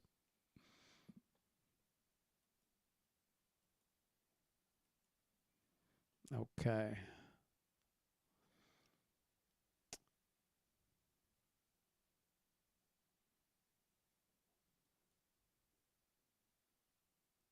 So this is all of Kevin's work.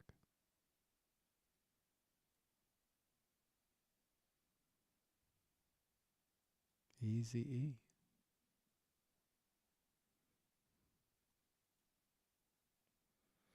They also specialize in framing as well. So they could really do the full packaging.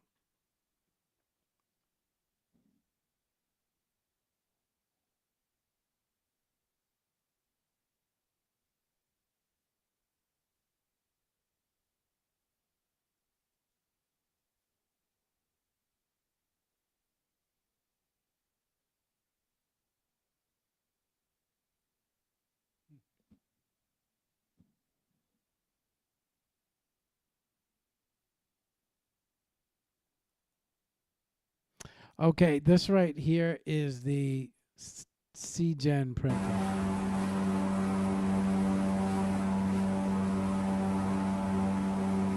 The Type C printer. Which I believe this is the drum printer.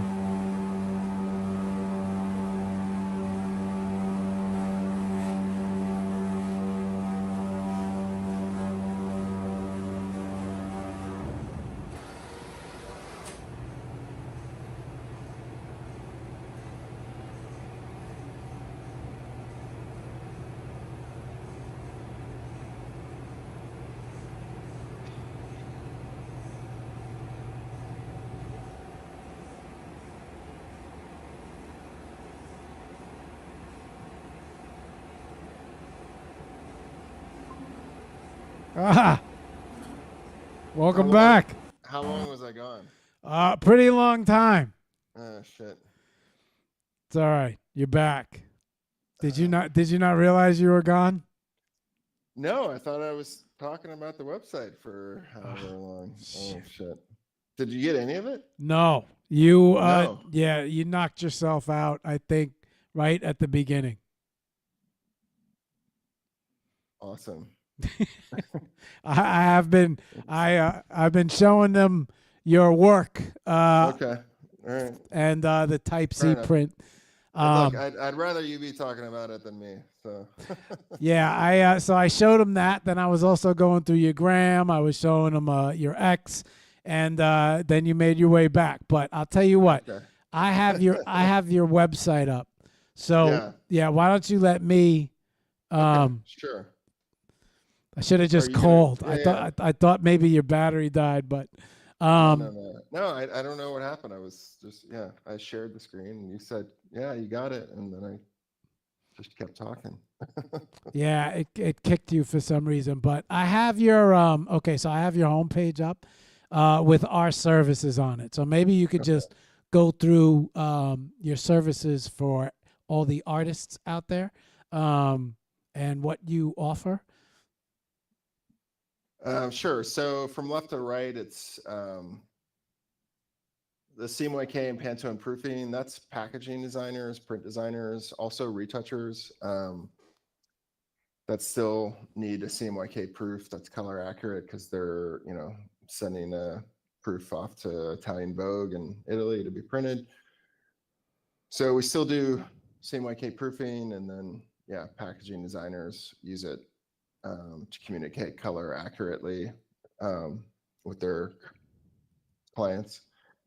Then we go into G-Clay. I broke it up into photo G-Clay and matte G-Clay because I thought they were so different that it warranted being two different products. And again, the photo is really recommended for the photographers, and the matte is typically recommended for the painters and illustrators. But plenty of photographers want total matte. I personally don't recommend it, but we do see it from photographers. Next was the stretch canvas. We do have some artists that we will photograph their work, and then that's a painting on canvas, and then output to canvas. We've done quite a bit of that over the years. And then some of them paint on it to embellish it. Canvas, one of the things about the canvas market is it's pretty saturated, and there's a lot of very inexpensive canvas suppliers out there. We're only using Epson inks, so it's archival, 100 to 200 years, and we're using Epson materials. So it's fine art canvas is the way I like to term it. So it's not going to be the cheapest canvas you can find, but it's going to be high quality and archival. I think after that's the chromogenic, right? Yes. Which is where you'll also find the video about the procurement of the machine. So that's photochemical. That's what Peter Lick's been using all these years, and even printed on this machine. We'll be able to get materials for that for 10 years, according to Fuji. So get it while you can. The next on there, I think, is the silver gelatin. Yes. So that we use the same machine. We're exposing silver gelatin, black and white paper with the same laser exposure system, but we have a separate processor. And then we even archivally hand wash the prints after. They get screen dried overnight, and then they're pressed the next morning to be flat. And then we recommend mounting because they're very curly. You saw in the office how curly those prints get. It's an expensive process. The materials are expensive. It's time consuming, but it's pretty unique. And if you're a photographer and you specialize in black and white, it definitely warrants a look, because it's going to sell for more when you say it's silver gelatin. Typically, if you have black and white and you don't want to go silver gelatin, G-Clay would be the next. G-Clay Burrito, G-Clay Matte would be the next choice. And then last, I think it's the metal prints, the dye sub, and that has the wrong photo on the page. It's not finished. Like I said, the website is a work in progress, but the metal prints, the pricing for everything is there. You can select and upload. We do recommend before you upload, check the guide. Like if you select any one of those, like select, say, G-Clay Matte, and then, I don't know, select like the Moab. It'll take you to the upload cart. There's a guide there that's specific to G-Clay that kind of gives you kind of rundown of how we like to receive files for that particular product. But the summary is, size it exactly as you want it sized, including borders before you upload. Highest resolution you have, preferably Adobe RGB or sRGB. Flatten TIFF or flatten max quality JPEG. That's kind of the rundown, unless you've got vector. Vector can get a little more complicated, but we typically recommend PDF for vector artwork. Okay. That's pretty much it. What's not on the website, besides it all kind of being a little bit of a work in progress and needing lots of videos explaining the various products, we don't have anything about scanning yet because it's pretty brand new, and we don't have anything about, but we do a lot of that. Ironically, we get a call about artwork scanning like at least every day, and we're not even marketing it. So what's missing from the website is the fact that we do artwork scanning and film scanning, and also mounting and framing. But that'll all kind of creep in there, kind of as upgrades to the prints. I'm going to curate, various mounting techniques for various print processes. Like, for example, for silver gelatin, we have a very specific way we recommend mounting. For C prints, there's a couple different ways that work well. I didn't talk about the acrylic, which is on the website as well. That's right. Yeah, you have acrylic Yeah. photo. Yeah. So what that is there is essentially the Peter Lick process, available to anybody that, wants to print their stuff like Peter Lick process. Chromogenic print that's face mounted to acrylic, frame grade acrylic using silicone. He uses a particular acrylic, a very expensive acrylic called True Life that we can kind of upgrade people to. The prices there are quite pricey, and that's going to get revamped. Those prices that was kind of from market research, but now that we've kind of gotten we've gotten more efficient with that process, I'm going to take a look at that and try to bring the pricing down on that process. But we've got a couple of clients that use that. And, surprisingly, and now they're kind of starting to switch to metal, but with metal, we can only do 40/60. So if they would need, sometimes we have one client, he wants that acrylic process, 4x8. Sometimes it's massive sheets of acrylic. So yeah, it's kind of all over the shop essentially. What would you say what's, I mean, this is probably such a redundant question that's probably really hard to answer, but I've heard that very large pieces sell very well. Like most of Sure. the art world is looking for large pieces. Yeah. Do you mostly get large pieces, smaller? I mean, what kind of you get all types? It's a good question. I'd say we get all kinds. Kind of depends on the client. Depends on the process, right? The metal, we can only do 40/60. You can't, it's possible to do bigger.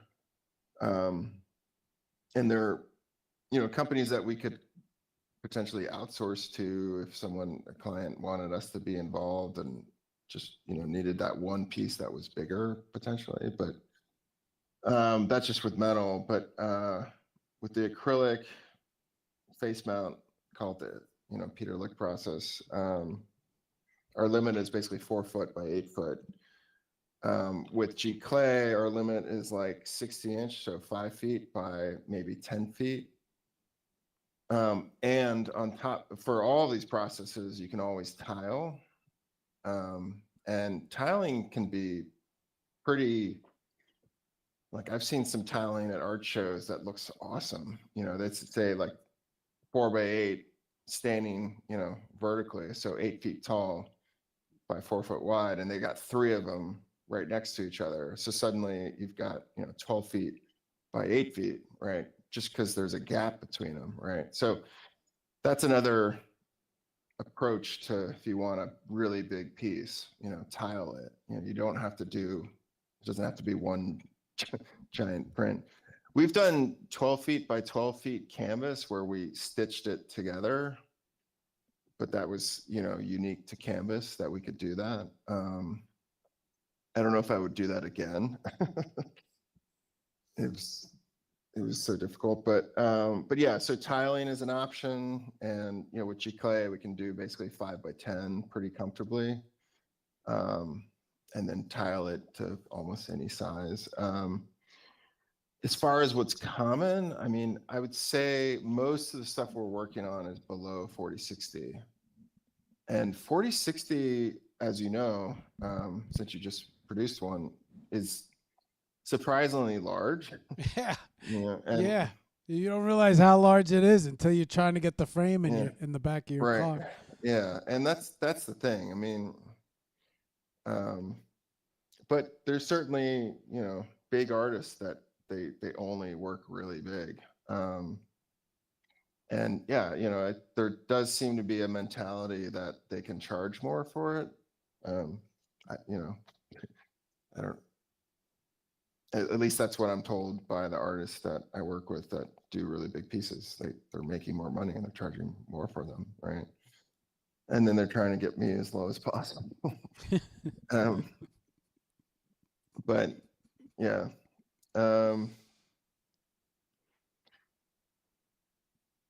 yeah. So size, yeah, because you also have to think about like how it's stored, how it's moved, how it's mounted, how it's framed.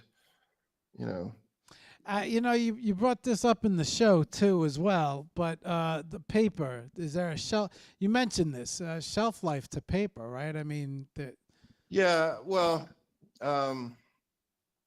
so with inkjet, with G clay, we don't actually stock. I try to stock as little as possible, because it can start to develop a curl, and then you can have all kinds of problems with head strikes, and it's just better to have fresh paper with G clay. what is a head strike?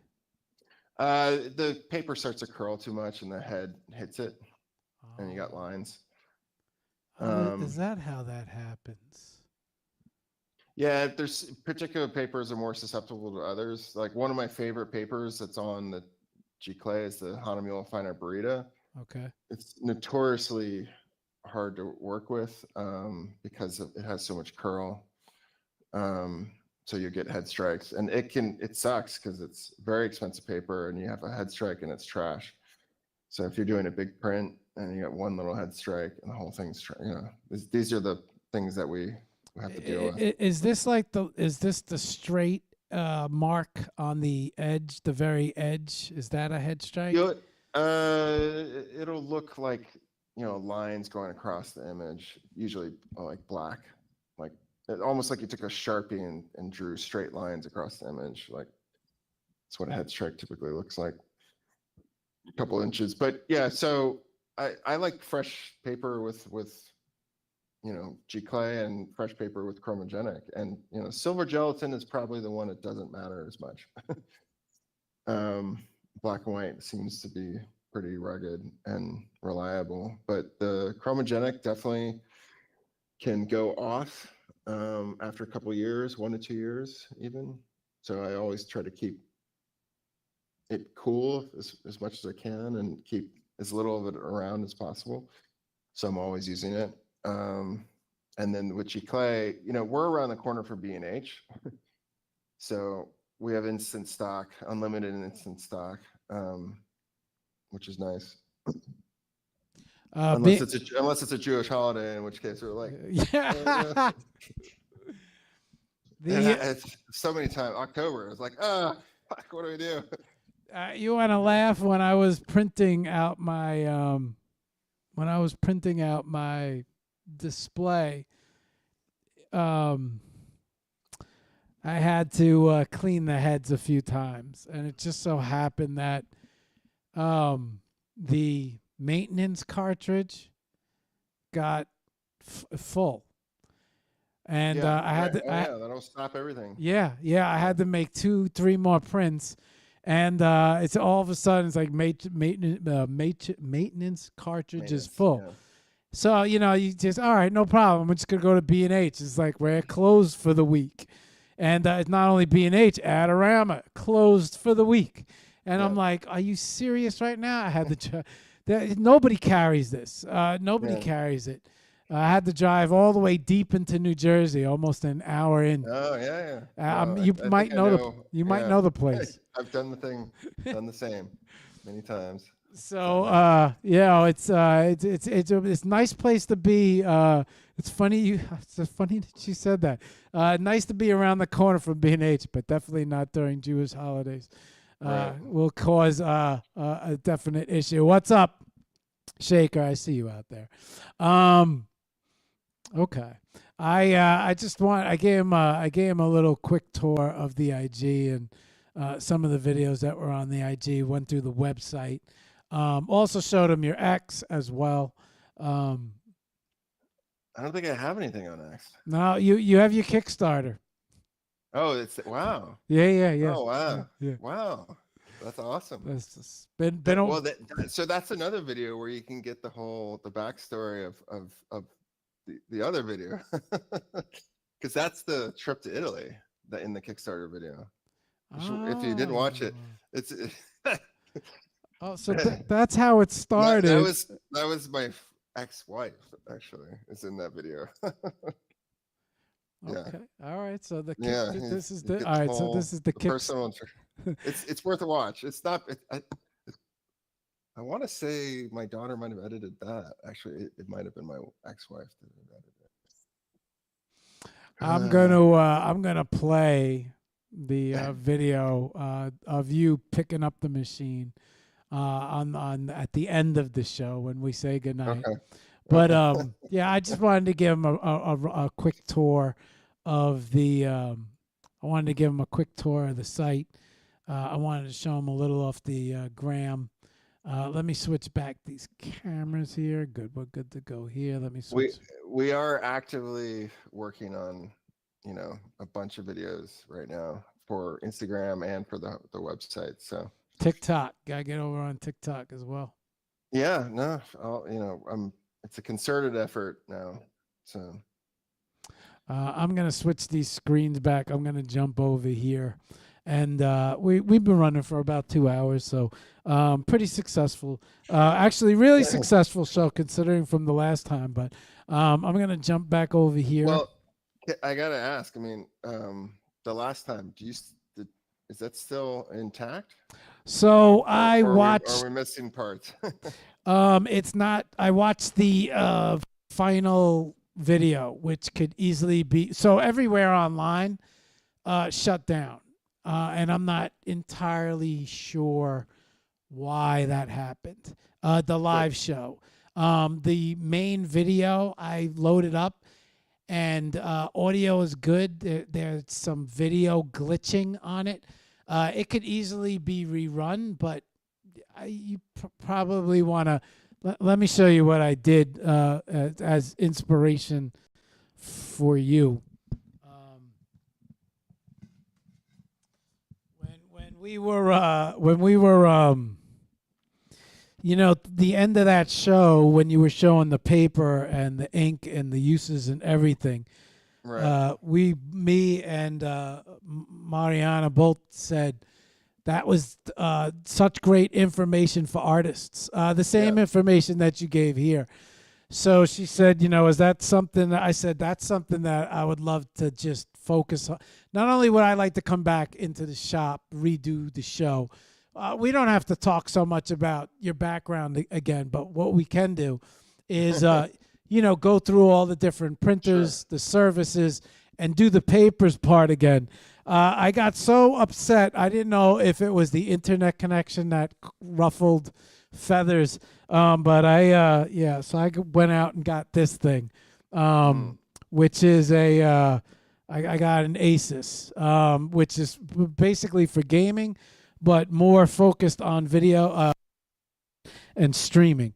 And so I don't know if it was the laptop that caused issues, but I do feel that we could produce a much better show, especially real time.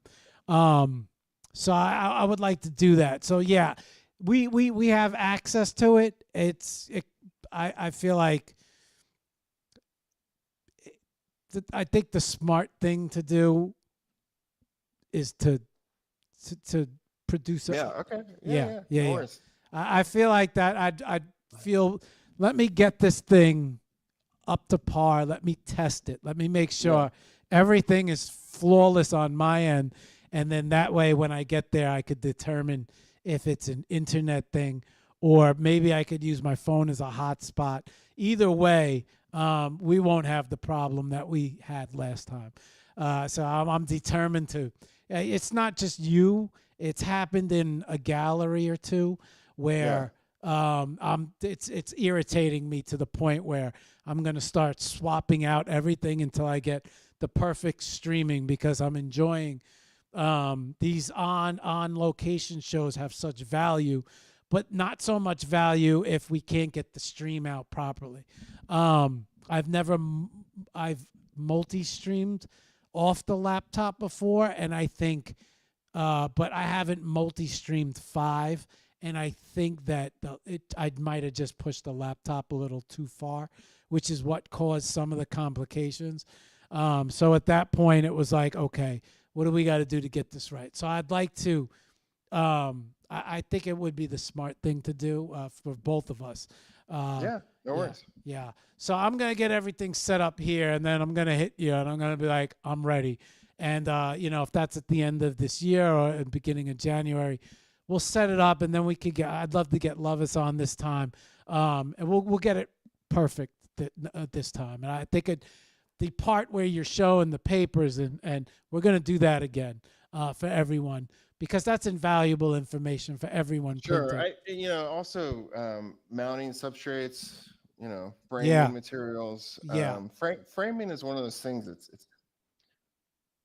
really complicated, and there's a lot of considerations when so I can try to have everything ready for that as well. Like, I think there's a great show there. A great show. There was a great show when we did it, but there's such there's a great show there as far as just everything that you can feed to artists so they know what they want and what they don't want.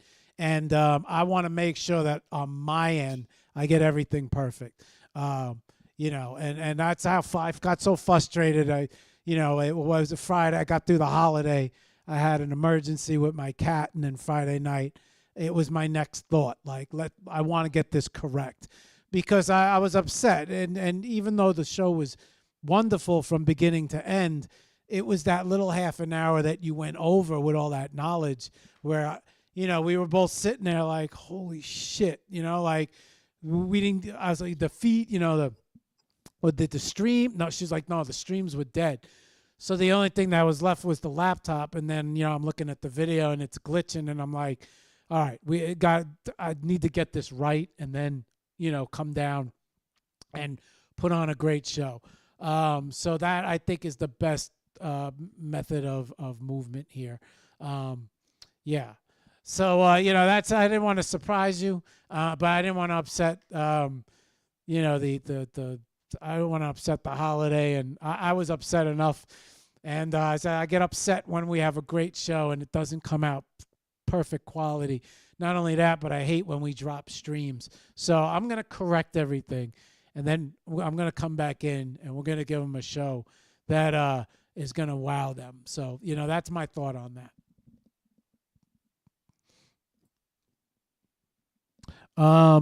Okay. What I want to do now is, Kevin, I want to say goodnight to everybody.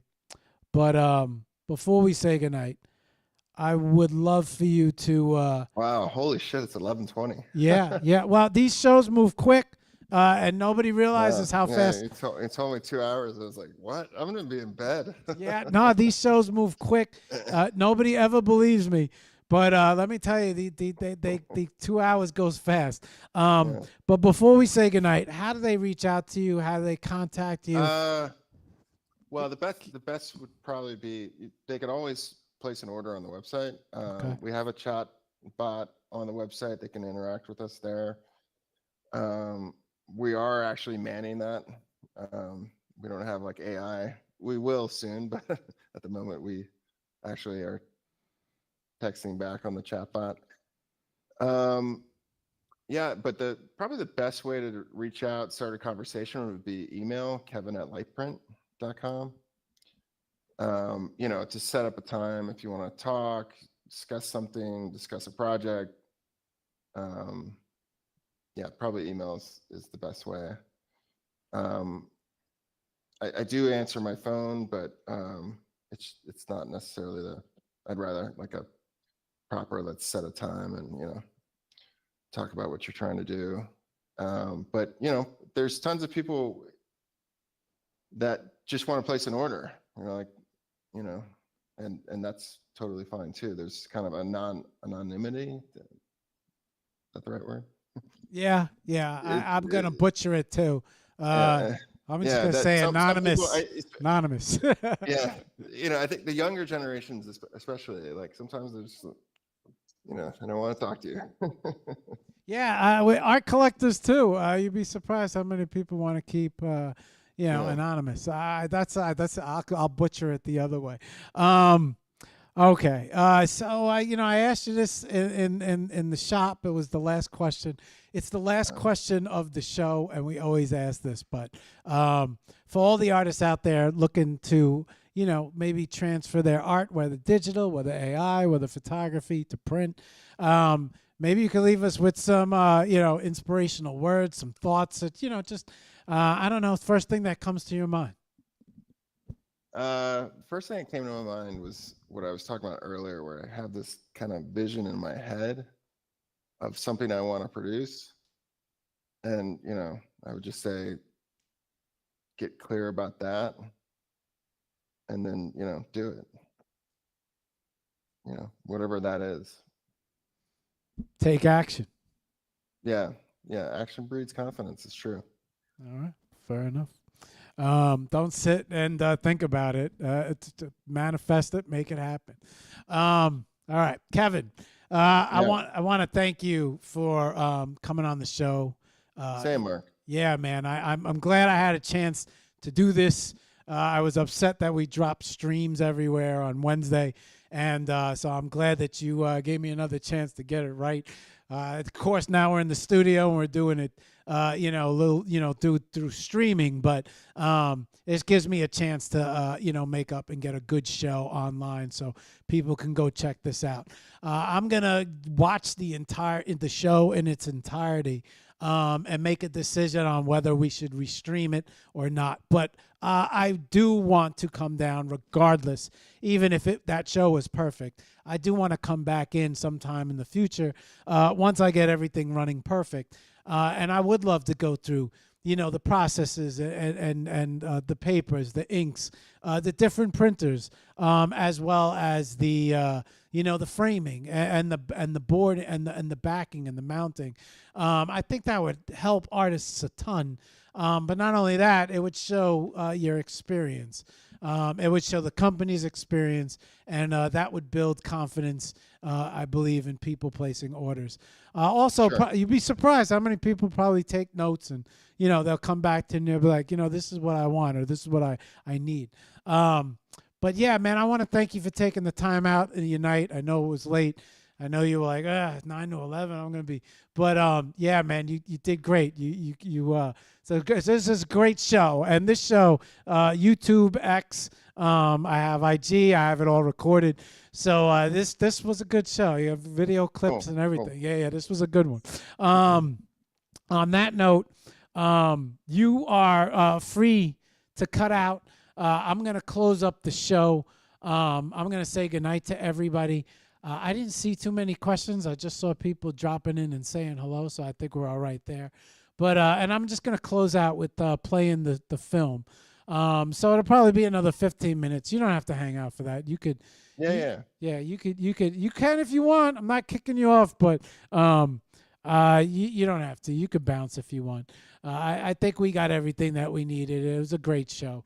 And I just want to say thank you again for giving me your time. Thank you, man. I appreciate it. Absolutely. All right, man. Kevin, it was a pleasure. And I will definitely talk to you soon. Once I have everything running, you'll be the first call. We'll get that good. Nice. All right, man. All right, Happy man. holidays. Thank you, Kevin. All right, guys. Good. I'm glad I had a chance to do right on that. Hito. Thank you, Hito. Hito, I'm going to say this real quick. When there's a passion behind something, and not only was Kevin a photographer, but, he took it from photography to print, and then obviously to magazine, to retouching, and just the whole, spectrum. And then also, this is the type of guy that wants to produce the best print possible. And so when you get somebody like that, or you find somebody like that, I'm going to play this film at the end of the show. It's a 6-minute film, and it shows you how he acquired this machine. Only 3 of them in the United States. And from Italy, the Ferrari of printers. And, when somebody, I don't think it was a Peter Lick thing. I also think it was a passion to print the best possible print thing. And so when you have somebody like that, they pay attention to every process with everything, black and white, what paper it looks good on, what inks to use, what's the best method to produce, you heard him. What's the best method to produce all the, if you're working with if you're capturing a painting or printing prints from a painting or a physical work of art, what's the best way to produce and, sell a print? And so I agree with you. That's why this information was crucial. All right, guys, let me just finish out. Then I'm going to come back. I'm going to say goodnight to you guys. Then we're going to play his movie. And then we're going to call it a night.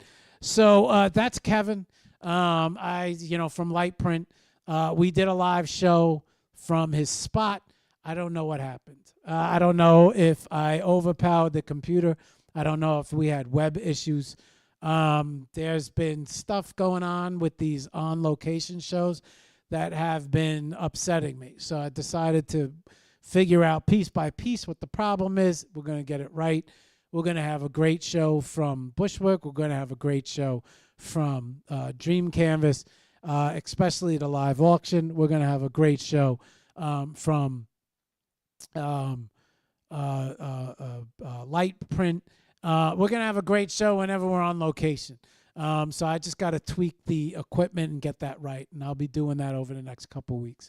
We're gonna get that fixed. because it's been driving me crazy now. It's been really irritating me. And I think we have such great shows. But that was Kevin on Wednesday. We were at LightPrint. We attempted an on-location show. We do have that. We might restream it. That'll be a judgment call. Or we might just, like I said, we're going to go back there and do another one. But I did want to get him on. I did want to give him a show. And I did want to make up for the glitching and problems on Wednesday. Okay, so having said that, what else? Okay, Wednesday. Wednesday is going to be the live reveal of the Webby Best of the Best competition. I will be, unfortunately, just due to some things that we did not calculate, I did not calculate, just a lot of shit going on, number one. Number two, we didn't think to get all the high res, so that put a little bounce on the printing. That didn't make it, we weren't able to print them. So we have to get the high res from everybody so we could print them, also the approval, also the auction show as well. So that kind of pushed everything up a few days. And we have to get creative. So the live reveal is going to be here, HOP from the computer. I'm going to live reveal all the winners. Not only that, but we're going to have Josh on, who's going to be printing them, who's the printing sponsor for this. We're going to have Mary Beth on, who will be hosting the exhibition. We'll have Ghost on, who is also in charge of the show. We will have Webby. Chiroa will be on to talk a little bit about the casting, about the exhibition. So we're going to pull it all together. We're going to announce the live winners. We're going to announce the winners of the competition live on Wednesday. I'm going to drop the graphic for that. So I know I said the first. It's going to be the third. And then we're going to jump past Art Basel. We're going to let Art Basel pass. And then most likely the exhibition will begin somewhere around the 12th that weekend. I don't want you to quote me. I will give you exact dates when the exhibition will be taking place. We don't have the exact date. We want to make sure that we have the prints in the, I'm going to put them in nice mats. And then we're going to seal them and we're going to affix them to the wall for the exhibition. So there will be 15. And then also I do have 5 honorary mentions as well. So we're working on getting all of the high res now, but we will announce the winners on Wednesday. Tomorrow, me and Sketch and Kat will be Spaces 9 to 11 with Linked by Art. A very good space on Tuesday mornings. Also, Friday, we have a guest. Chris will be on. Chris is a physical artist, a painter. Should be a great show. He is a big physical painter. So I'm looking forward to him. He is not part of the NFT world. He's just started moving into the NFT world. So we will bring Chris on for Friday. And then, of course, TGIF Friday afternoon, 1 p.m. Be a birthday party. So come hang out, TGIF Friday afternoon with my co-hosts Josh and Ghost. Big shout out to Ghost for carrying the show on Friday. He did an excellent job keeping TGIF alive. I had an emergency with my cat and ended up in the ER, not for me this time, for my cat.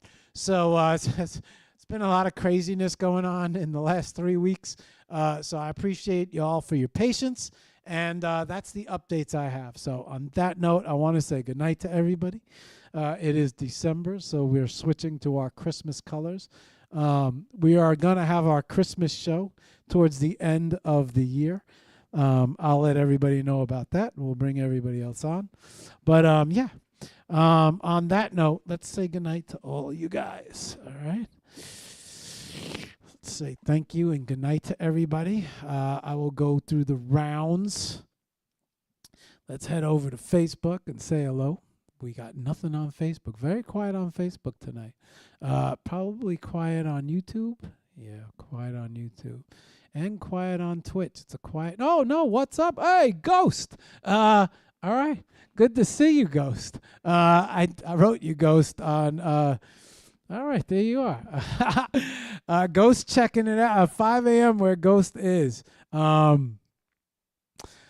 right. Thank you, Ghost. Hopefully you learned, Ghost. That's why we do these shows, man. This guy is a wealth of knowledge and also a master at his craft. And I feel like he had a lot to offer. Not necessarily talking about art, but talking about the art of printing, which LightPrint, great. They made a great print. Thank you very much for tuning in. Thank you for watching. And I will see you tomorrow morning, 9 a.m. to 11 a.m. Good to see you. I will hit you on Discord next. Let's move over to IG. Void. Goalie, good to see you. Thank you for tuning. Thank you for watching. Thank you for being part of the show. Marty, thank you for tuning in. Go easy on it. Owls, good to see you. Feel better. Thank you for tuning in. And we're going to get that live reveal on Wednesday. We're going to do a good show. Ali, good to see you. Rena. Renee. I say it right? Renato Bravosky. Good to see you. Trish. Trish is going to be on the show one Monday night. I'm not sure if it's this Monday night or next Monday night, but Trish will be a guest soon. Nelia, good to see you. NS Impian Quash, Monamel, Artnaz, Fonda Cox, Kimberly. And Dorothy, good to see you guys. Thank you for all joining. Thank you for tuning in. Thank you for watching the show. Finally, let's go head over to X and say goodnight to these guys. Josh, good to see you. Thank you for tuning in. Hito, always a pleasure. Good to see you. What up, Chaz? Me and Chaz have a new show on Saturday nights. X After Dark. Very successful first show. A lot of people enjoyed the first show. I invite you guys to come check it out. X After Dark, 12 a.m. on Saturday nights. Hito, good to see you. This was a great video and a lot of good information. Not so much about art, but about bringing art to physical. Shaker, Centaurus, check out his new platform, Shaker's new platform, Centaurus. Good to see you. Thank you for tuning in. Goalie, good to see you over here. Thank you for tuning in. All right, guys. So not so much art this time around, more about the art of printing, which I think is excellent for you artists who want to bring your work to physicals. On that note, what I am going to do right now is I am going to end on his film of how this chromogenic, I always mess this up, chromogenic photo prints, which was my 40 by 60 print. I'm going to play this film out for you guys, and then we're going to close out on the show. So it's been a pleasure. I want to thank everybody for tuning in, being part of the show. And let's play this out for everybody. And I want to wish everybody a very good night. I hope you all had a great holiday. And we'll see you tomorrow in Sketches Space. We'll also see you Wednesday for the live reveal show. And we'll see you Friday for Chris and TGIF. That's what we got this week. So see you guys then.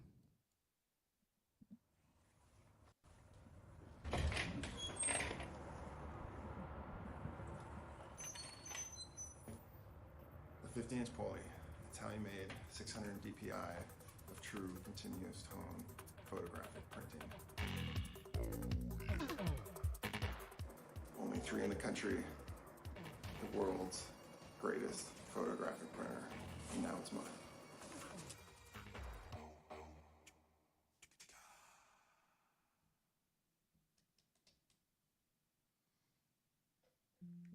So today's the day, finally getting the 15-inch pulley from the gal. We're running a really big truck.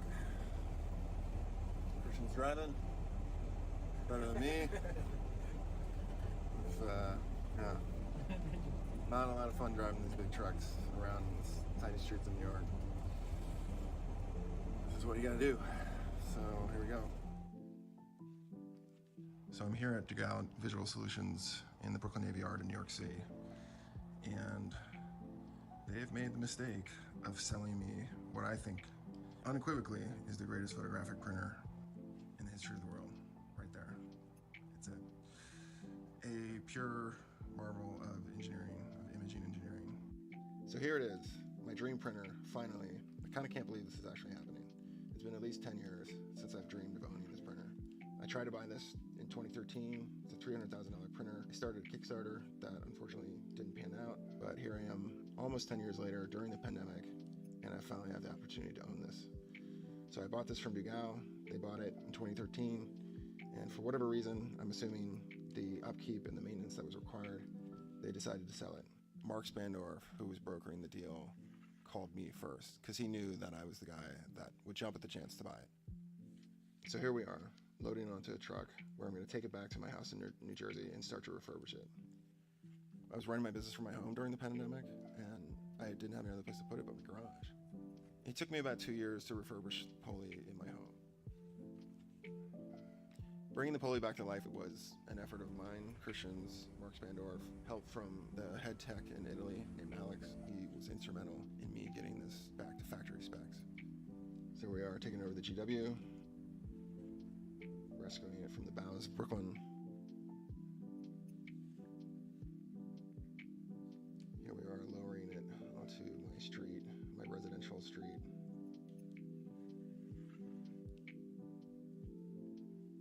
Very carefully.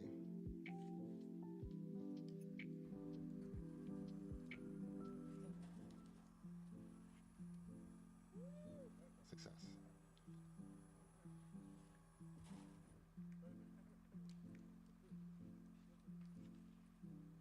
Rolling into my garage, where it'll live for the next 2 years while I refurbish it and bring it back to new specs.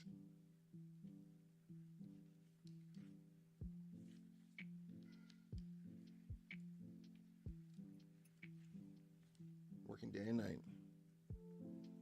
Help from some family members. My youngest daughter there, Stella. That's it. First print on the 50-inch pulley is a tiny print for my friend Babita Patel. Old friend, used me a long time ago.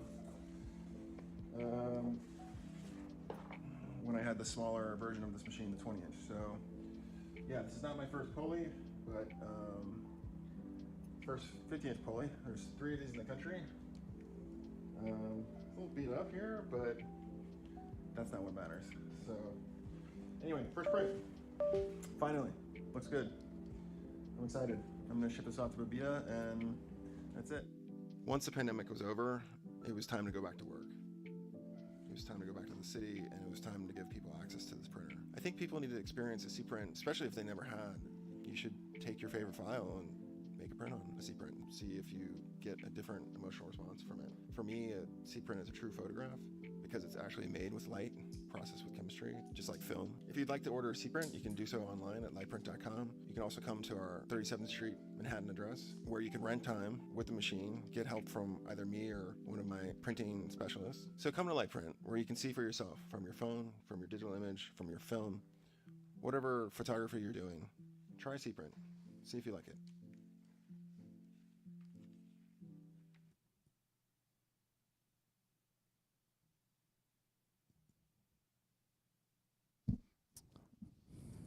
All right, guys.